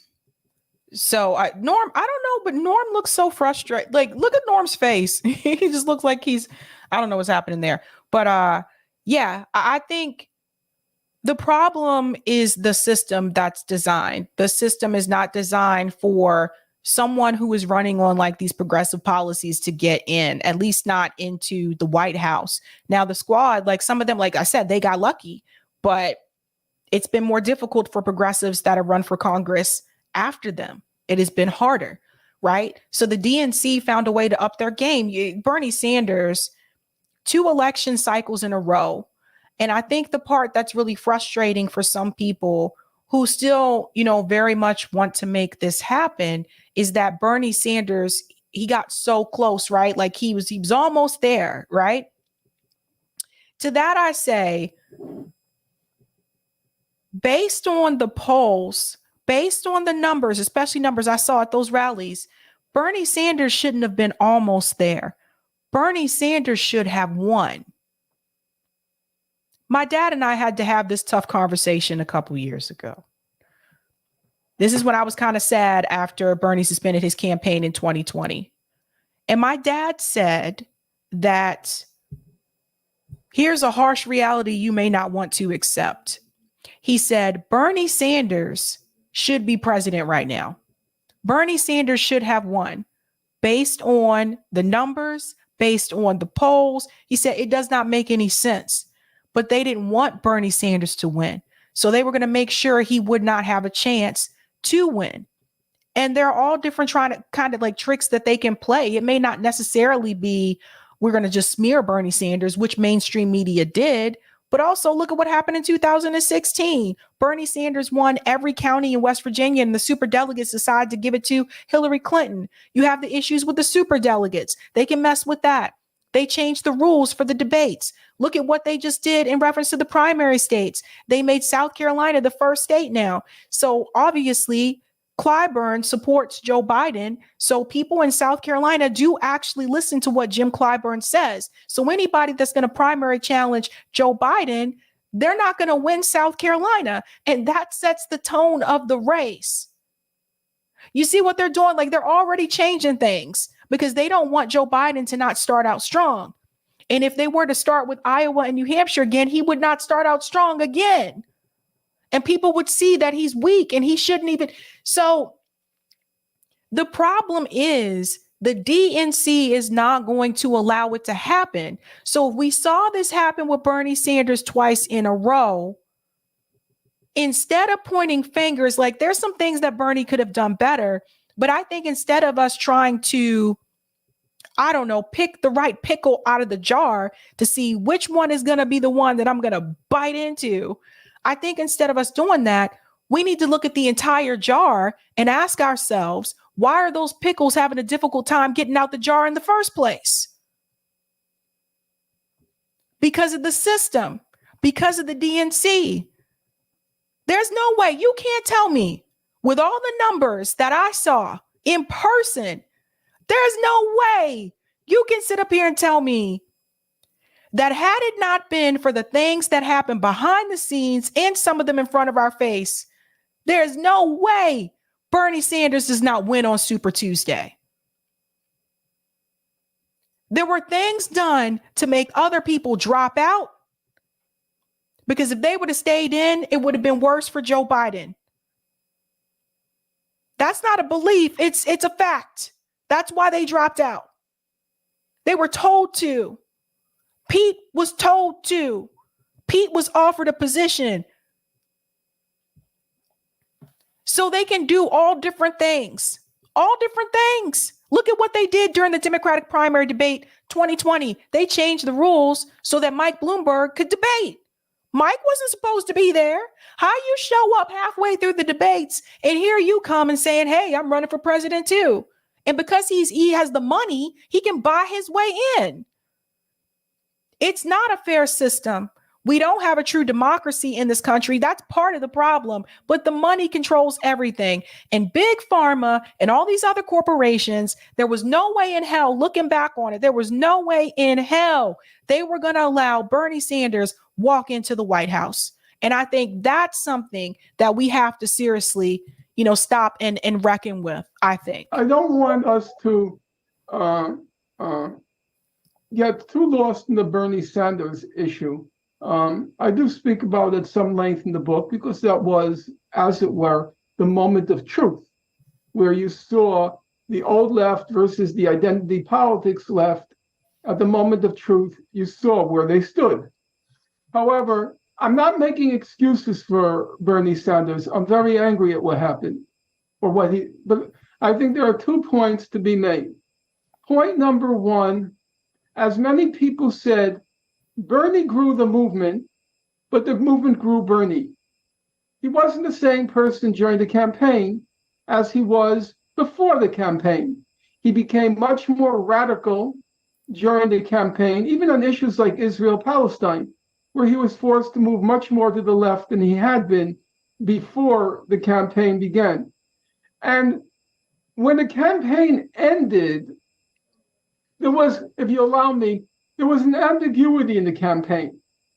It wasn't clear whether it was a presidential primary or it was building a movement. If it was a presidential primary, then of course Bernie had the prerogative to control everything. But if it was building a movement, the decision-making should have been much more democratic than it actually was. Meaning that one person shouldn't have been the one making the decision. So we need to ask ourselves something. Was it just Bernie running a political campaign, or was Bernie Sanders actually trying to create an outside movement? See, this was the thing. Like, he was trying to create, I guess, a political movement around the country, right? I think we've learned a lesson from this, because if that person doesn't win, the movement just disappears. But in reference to the outside movement, I think what Norm is saying is that that should be democratic. It's kind of like Socialist Alternative, right? Like Shama Sawan has talked about this multiple times before. Socialist Alternative, it's a Marxist organization. So it's not like they have a leader telling people what to do. These groups are made horizontally, not unilaterally. So technically, for those of us who still wanted the movement on the outside, we should have been working together horizontally to make that happen. I think what Norm is trying to tell us is that maybe we shouldn't have been looking for a leader, and maybe we still don't necessarily need a leader. Maybe that's what Norm's trying to say, because the moment Bernie Sanders lost, that was the end of the movement. So we can't put movements through political campaigns anymore. Bernie said he was building a movement, but he carried on as if it were a presidential primary where he and a handful of others made all the basic decisions. Once he lost, well, there were two things, and I'll end it there. Number one, Bernie did not want to be blamed for Trump winning. So he wasn't going to do anything which could in any way be construed as having contributed to Trump's victory over Biden. Then you don't go across the country and stand in front of thousands of people and tell them that you're starting a political revolution. You don't go and stand up in front of 10,000 people at Boston Common and tell all of us we're starting a movement across this country. We're going to have a revolution and we're going to change this country, just like the civil rights movement. I have the whole speech on tape, so I remember everything that was said. He was making comparisons to what his movement was doing, and he was comparing it to the civil rights movement. This is what we're going to have sweep across this country. So if Bernie was afraid, and this goes for both times because Trump ran both times. If Bernie was afraid that Donald Trump was going to win, then Bernie Sanders shouldn't have gone across the country telling people he was starting a movement. That's my take on that. So he was not going to play the bargaining game, because if Biden lost, of course, the fingers would be pointed at him. And he wasn't willing to accept that burden, that moral burden. Even if it were incorrect, he still didn't want to. And secondly, once the campaign ended, he became the old Bernie. He became a gadfly, not in the House, but in the Senate. And he just resumed his old role because, as I said, the movement grew Bernie. But once the movement dissipated, it was back to working very conscientiously, having the same conviction, but no longer as part of a mass movement. It was back to Congress. He knew he had to make a choice. The choice was, if he was going to influence Biden, he couldn't draw out a mass movement because he knew Biden wouldn't tolerate that. I don't want to be pressured by people. Why are you bringing all these rallies to Washington? But then Bernie shouldn't have told people that even if he lost, he would be still right outside with his people. See, at the end of the day, these people, they're politicians. They're politicians. You can't trust it. You can't. Even someone like Bernie Sanders, this is what I kept trying to tell people about Bernie. Did I ever think that Bernie would do this to us? Absolutely not. One of the worst things that he did was he took money from working class people and then he sold them out. It's one of the worst things. People actually did believe that he was going to fight. They actually did believe in him. Biden would have shut Bernie out. So the price for having Biden's ear was to resume being the old Bernie. Do I think that was a correct decision? No. Totally, completely disagree with it. But that's the issue. If Bernie, being in some ways the platonic ideal you can imagine of a candidate for the moment, still made that kind of a choice, are we attributing that to just a mistake on Bernie's part, a moral failing, a failure of reasoning on Bernie's fault that the next person might not succumb to? Or do we think that that's kind of a structural inevitability? It's not a mistake. It's not a moral failing. Bernie Sanders has been a politician for a long time. Bernie Sanders knows exactly how the system works. Bernie Sanders had already said to Jesse Ventura at the beginning of his 2016 campaign that if he lost, he would be supporting Hillary Clinton. He had already decided that and made that decision. And Jesse and Chris Hedges and Shama Sawant were trying to get Bernie Sanders to start some type of third party thing. This goes all the way back then. And Bernie Sanders didn't want to do it. And that right there tells me that Bernie Sanders, he knew the system. He knows exactly how it works. He never had any intention on actually continuing with that movement outside of those campaigns. That's the thing. That's the hurtful part. I think that some people may not want to hear, or may not want to accept. But that is the hurtful part. Bernie Sanders already knew, he had already acknowledged it, that he would support Hillary Clinton. How many times did he tell us on the debate stage, 2020 debate stage? How many times did Bernie Sanders tell us, if I lose, I will support the Democrat nominee? And so it was funny to me when people started booing him at the end when he said, we need to vote for Joe Biden. I will be supporting Joe Biden. And people were booing him. I'm like, you guys didn't watch any of these debates? How many times did Bernie Sanders say that he would support the Democrat nominee?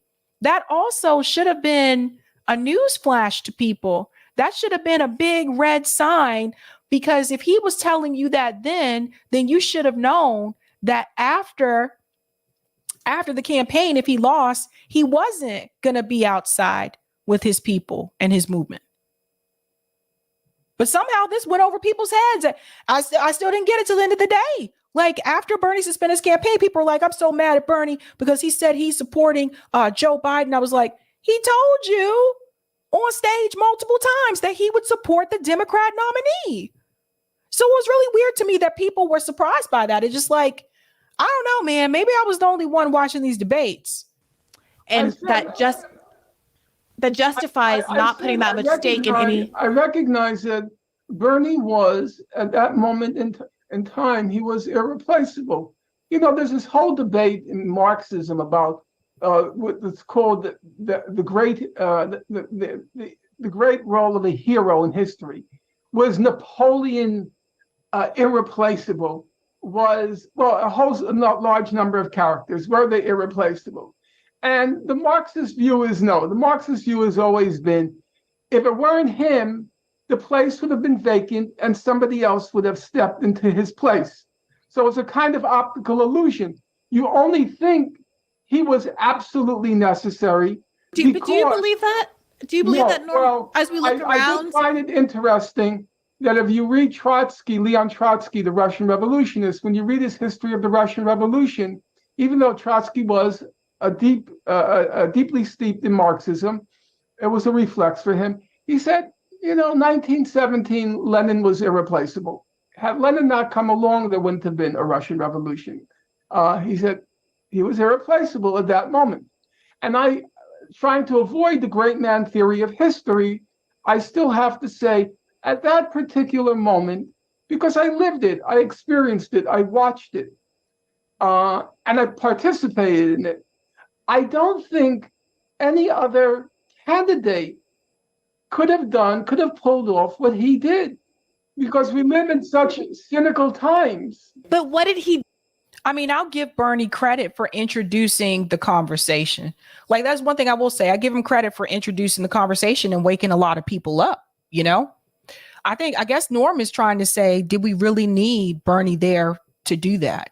I think you kind of did for some people, because like I said, like, he did wake a lot of people up to the things that we should have or could have in this country that we really weren't trying to fight for. I'm really not trying to minimize the way that the campaigns radicalize people. They certainly radicalized me. They obviously dramatically changed my life. I'm not trying to minimize what did happen, but some people are very concerned that the idea that we almost got it, we were so close, we should just keep trying and trying again, is obscuring the extent to which they let us get as far as we're going to get. And then there's just no possibility, and that we're all wasting too much time, too much money, too much energy on these electoral efforts. I mean, people are looking, there's an ongoing.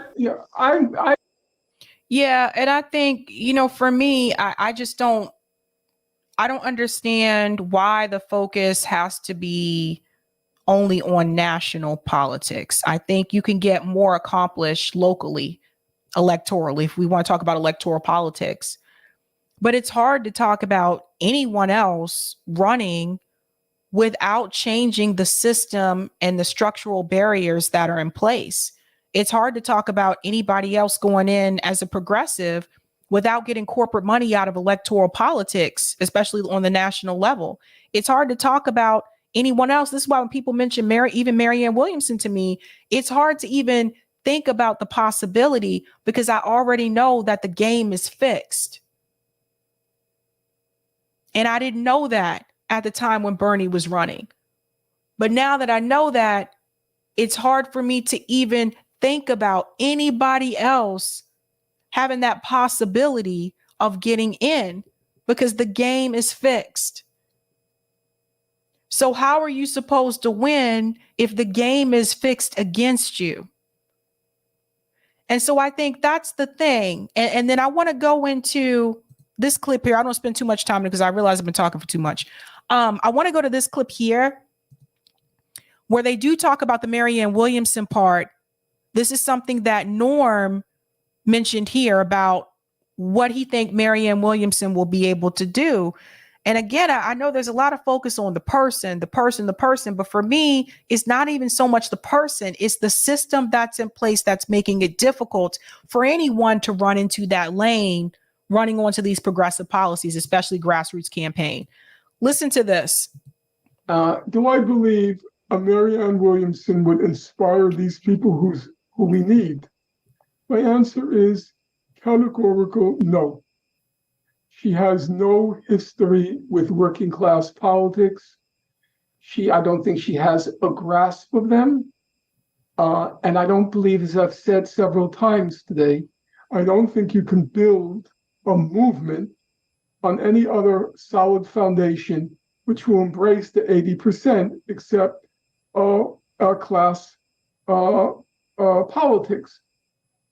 This is a big part of the problem here. And this is not even just a Marianne thing. It's, a lot of our politicians tend to come from money, or if they were lawyers, or, they were a judge. Like a lot of them, it seems like that when you look at the class politics, it's very difficult for someone who's working class to get a political position in DC. Look at all the struggles that Maxwell Frost is going through, even just trying to get an apartment in DC. So the way the system is kind of set up is like,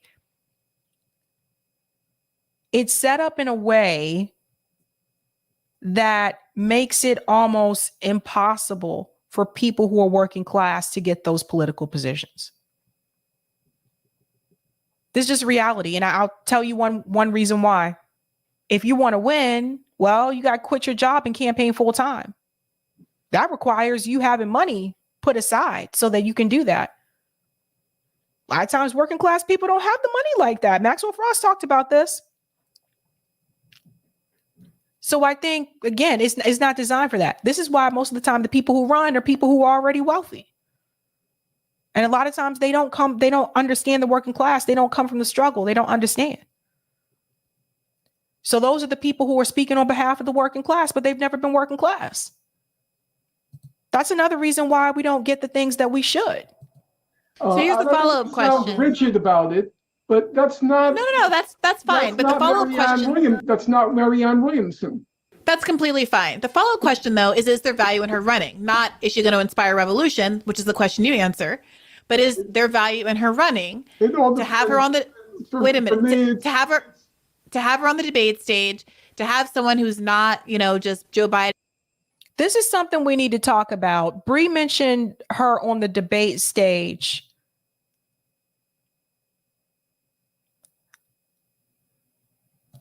This is another piece where the DNC could change some things or make it more difficult, because Joe Biden is a sitting president who is a Democrat. And if Marianne Williamson is running through the Democratic Party, primary challenging Joe Biden, the DNC doesn't even have to allow Marianne Williamson to debate Joe Biden. See, you guys see what I'm saying? It's the systems that are in place. It goes back to this issue. Like, I want people to think about that. How is Marianne going to be able to debate Joe Biden? Because the DNC, they make the rules. They make the rules. So I told you they changed the rules in 2020 to get Michael Bloomberg on the debate stage. They raised the stakes during the debates to get Tulsi Gabbard off the debate stage. So I don't believe that the DNC is going to allow Marianne Williamson to just access that debate stage. They may not even show the debate. Even if there was, they may not even show it or televise it. Like, this is the thing, you guys. So we have to look at the systems that are in place. I think that's important. Like, I get what Bree is saying, but again, I think the focus tends to be on Marianne or whoever would like to do this. The focus tends to be on the person instead of the system that is in place that is preventing these things from happening. I'm sorry, I have to go back a little bit. To have her on the wait a minute, to have her on the debate stage, to have someone who's not, just Joe Biden talking about some incremental change, to push the Overton window to the left and force there to be some discussion of the issues that became more mainstream in 2016 and 2020. I don't have problems with anybody running. Actually, I thought one of the most memorable remarks in the debate, maybe the first one, much to my own personal surprise, because I thought Marianne Williamson was a flake. Originally when it started, I didn't know much about her. I knew she had, written books that are in the self-help section of Barnes and Noble, which is not my cup of tea. But she said it was interesting during the debate, during the issue of Medicare for all and where do you stand on that. She said, well, of course I'm for making healthcare accessible to everybody, but she said, I think we do have to ask the question, why is everybody always going to the hospital and why does everybody want all these drugs? What we need to talk about is why so many Americans have unnecessary chronic illnesses, so many more compared to other countries. That's actually a very important question. Why are people, able-bodied adults, in such desperate need continuously of health care or more drugs and more drugs and more drugs and more drugs? I thought to myself, she's the only one that said that because she's out of the box. She's comes from a totally different place than these other candidates. She's self-help in Barnes and Noble. It was a good question, in my opinion, one that I've often pondered and exhorted on. I think the dependency, for example, of your generation on antidepressants is a complete horror. So, yes, of course, I would support her running. I would support anyone. If you read my chapters in the book on free speech, I'm a pretty close to, I think you could say, a free speech absolutist.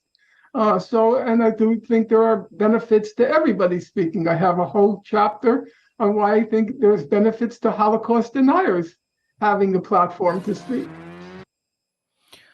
Okay, so Norm there, he just basically was like, do I believe Marianne Williamson would inspire these people we need? My answer is categorical no. She has no history with working class politics. I don't think you can build a movement on any other solid foundation except class politics.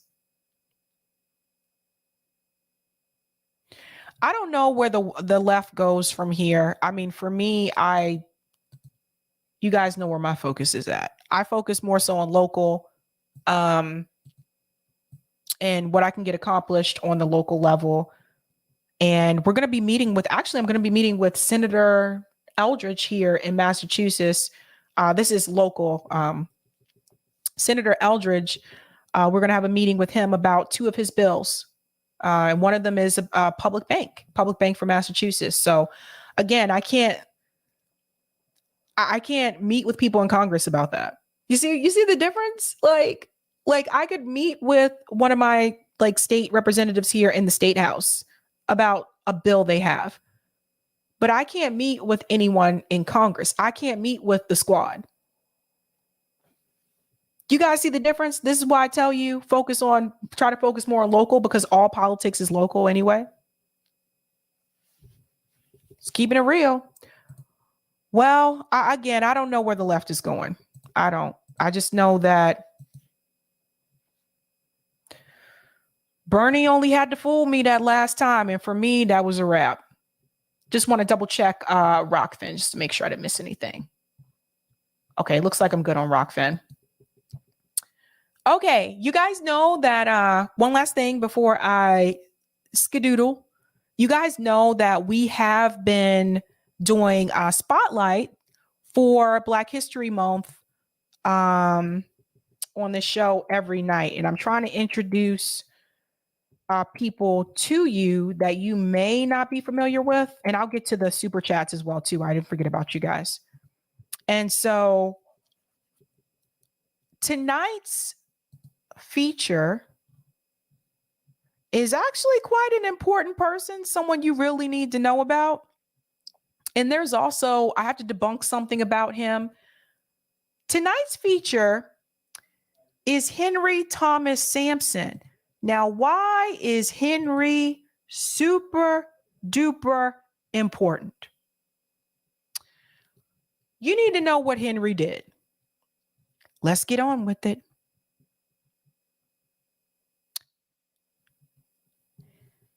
Henry Thompson Sampson Jr. was a prolific inventor and pioneer in the field of nuclear engineering. He was also a pioneer in technology that was used in modern cell phones. This piece right here, I'm going to debunk. Because see, if you Google him, you're going to see this come up a lot. That's actually incorrect. They did correct this part here, though. They did correct this part here. But contrary to widely held belief, he didn't invent the cell phone. This is a big mistake. If you Google him, it'll say Henry Thompson Sampson invented the cell phone. He did not invent the cell phone. And he's actually going to respond to that himself. Give me just a second. I'm going to show you him responding to that. But the piece that I want you to pay attention to here,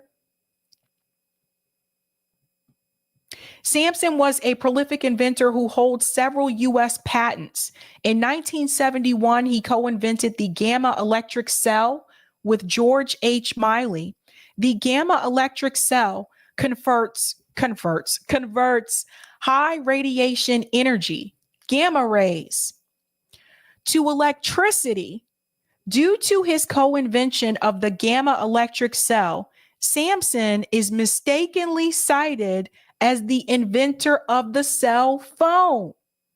So if you have heard of him before, if you hadn't heard of him before, can you please let people know that he did not invent the cell phone? And I'm not kidding. Even if you Google him, you will see that come up. That is not true. So Henry, again, he invented co-invention of the gamma electric cell. So you have to remember that.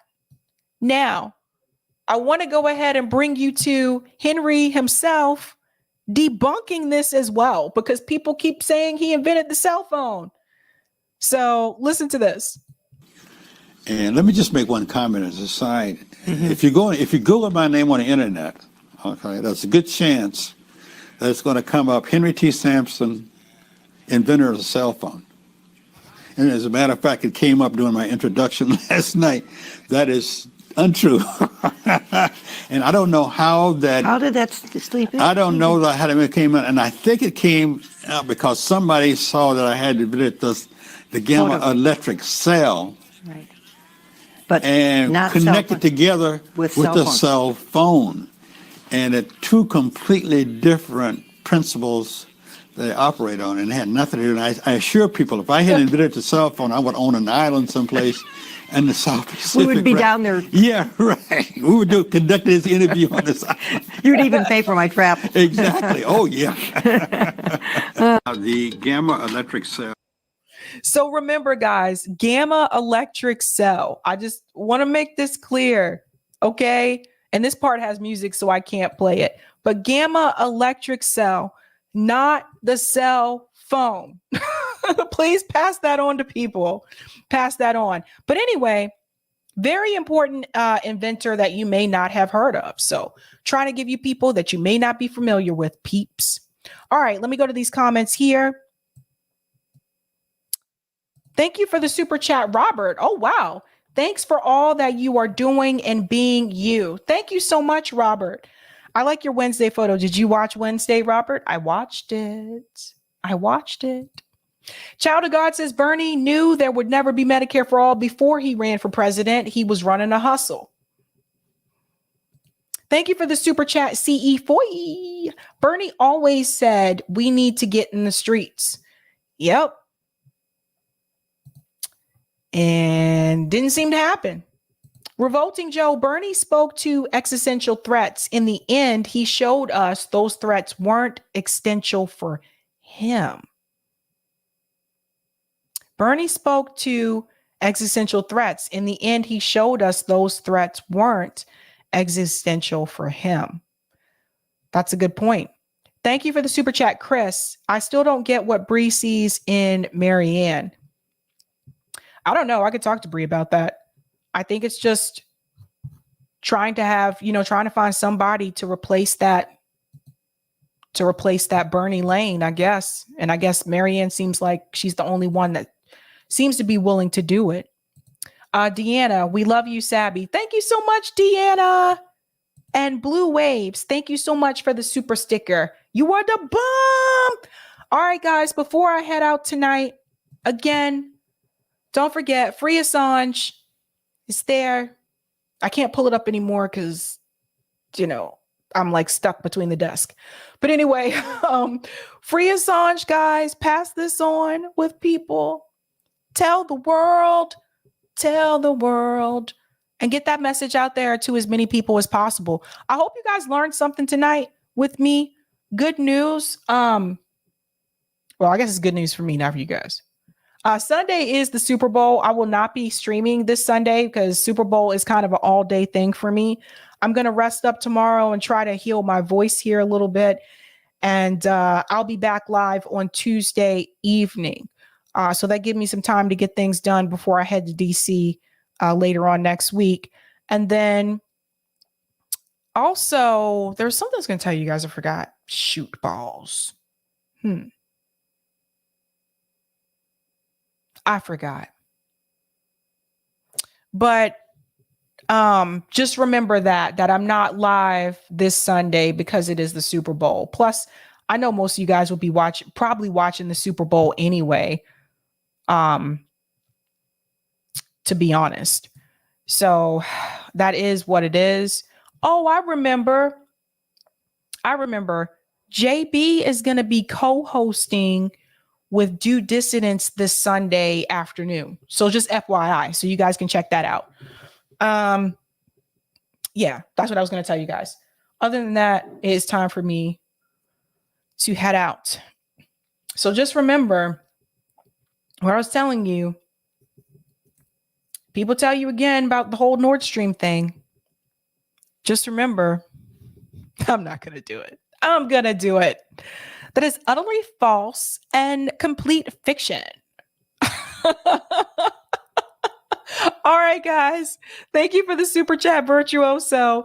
I felt like the left could have had a Stop the Steal movement, but so far, our electoral efforts have been de-radicalized. Thank you so much for that. Utterly false and complete fiction. All right, guys. You know how we do this. Have a good night. Keep up the fight.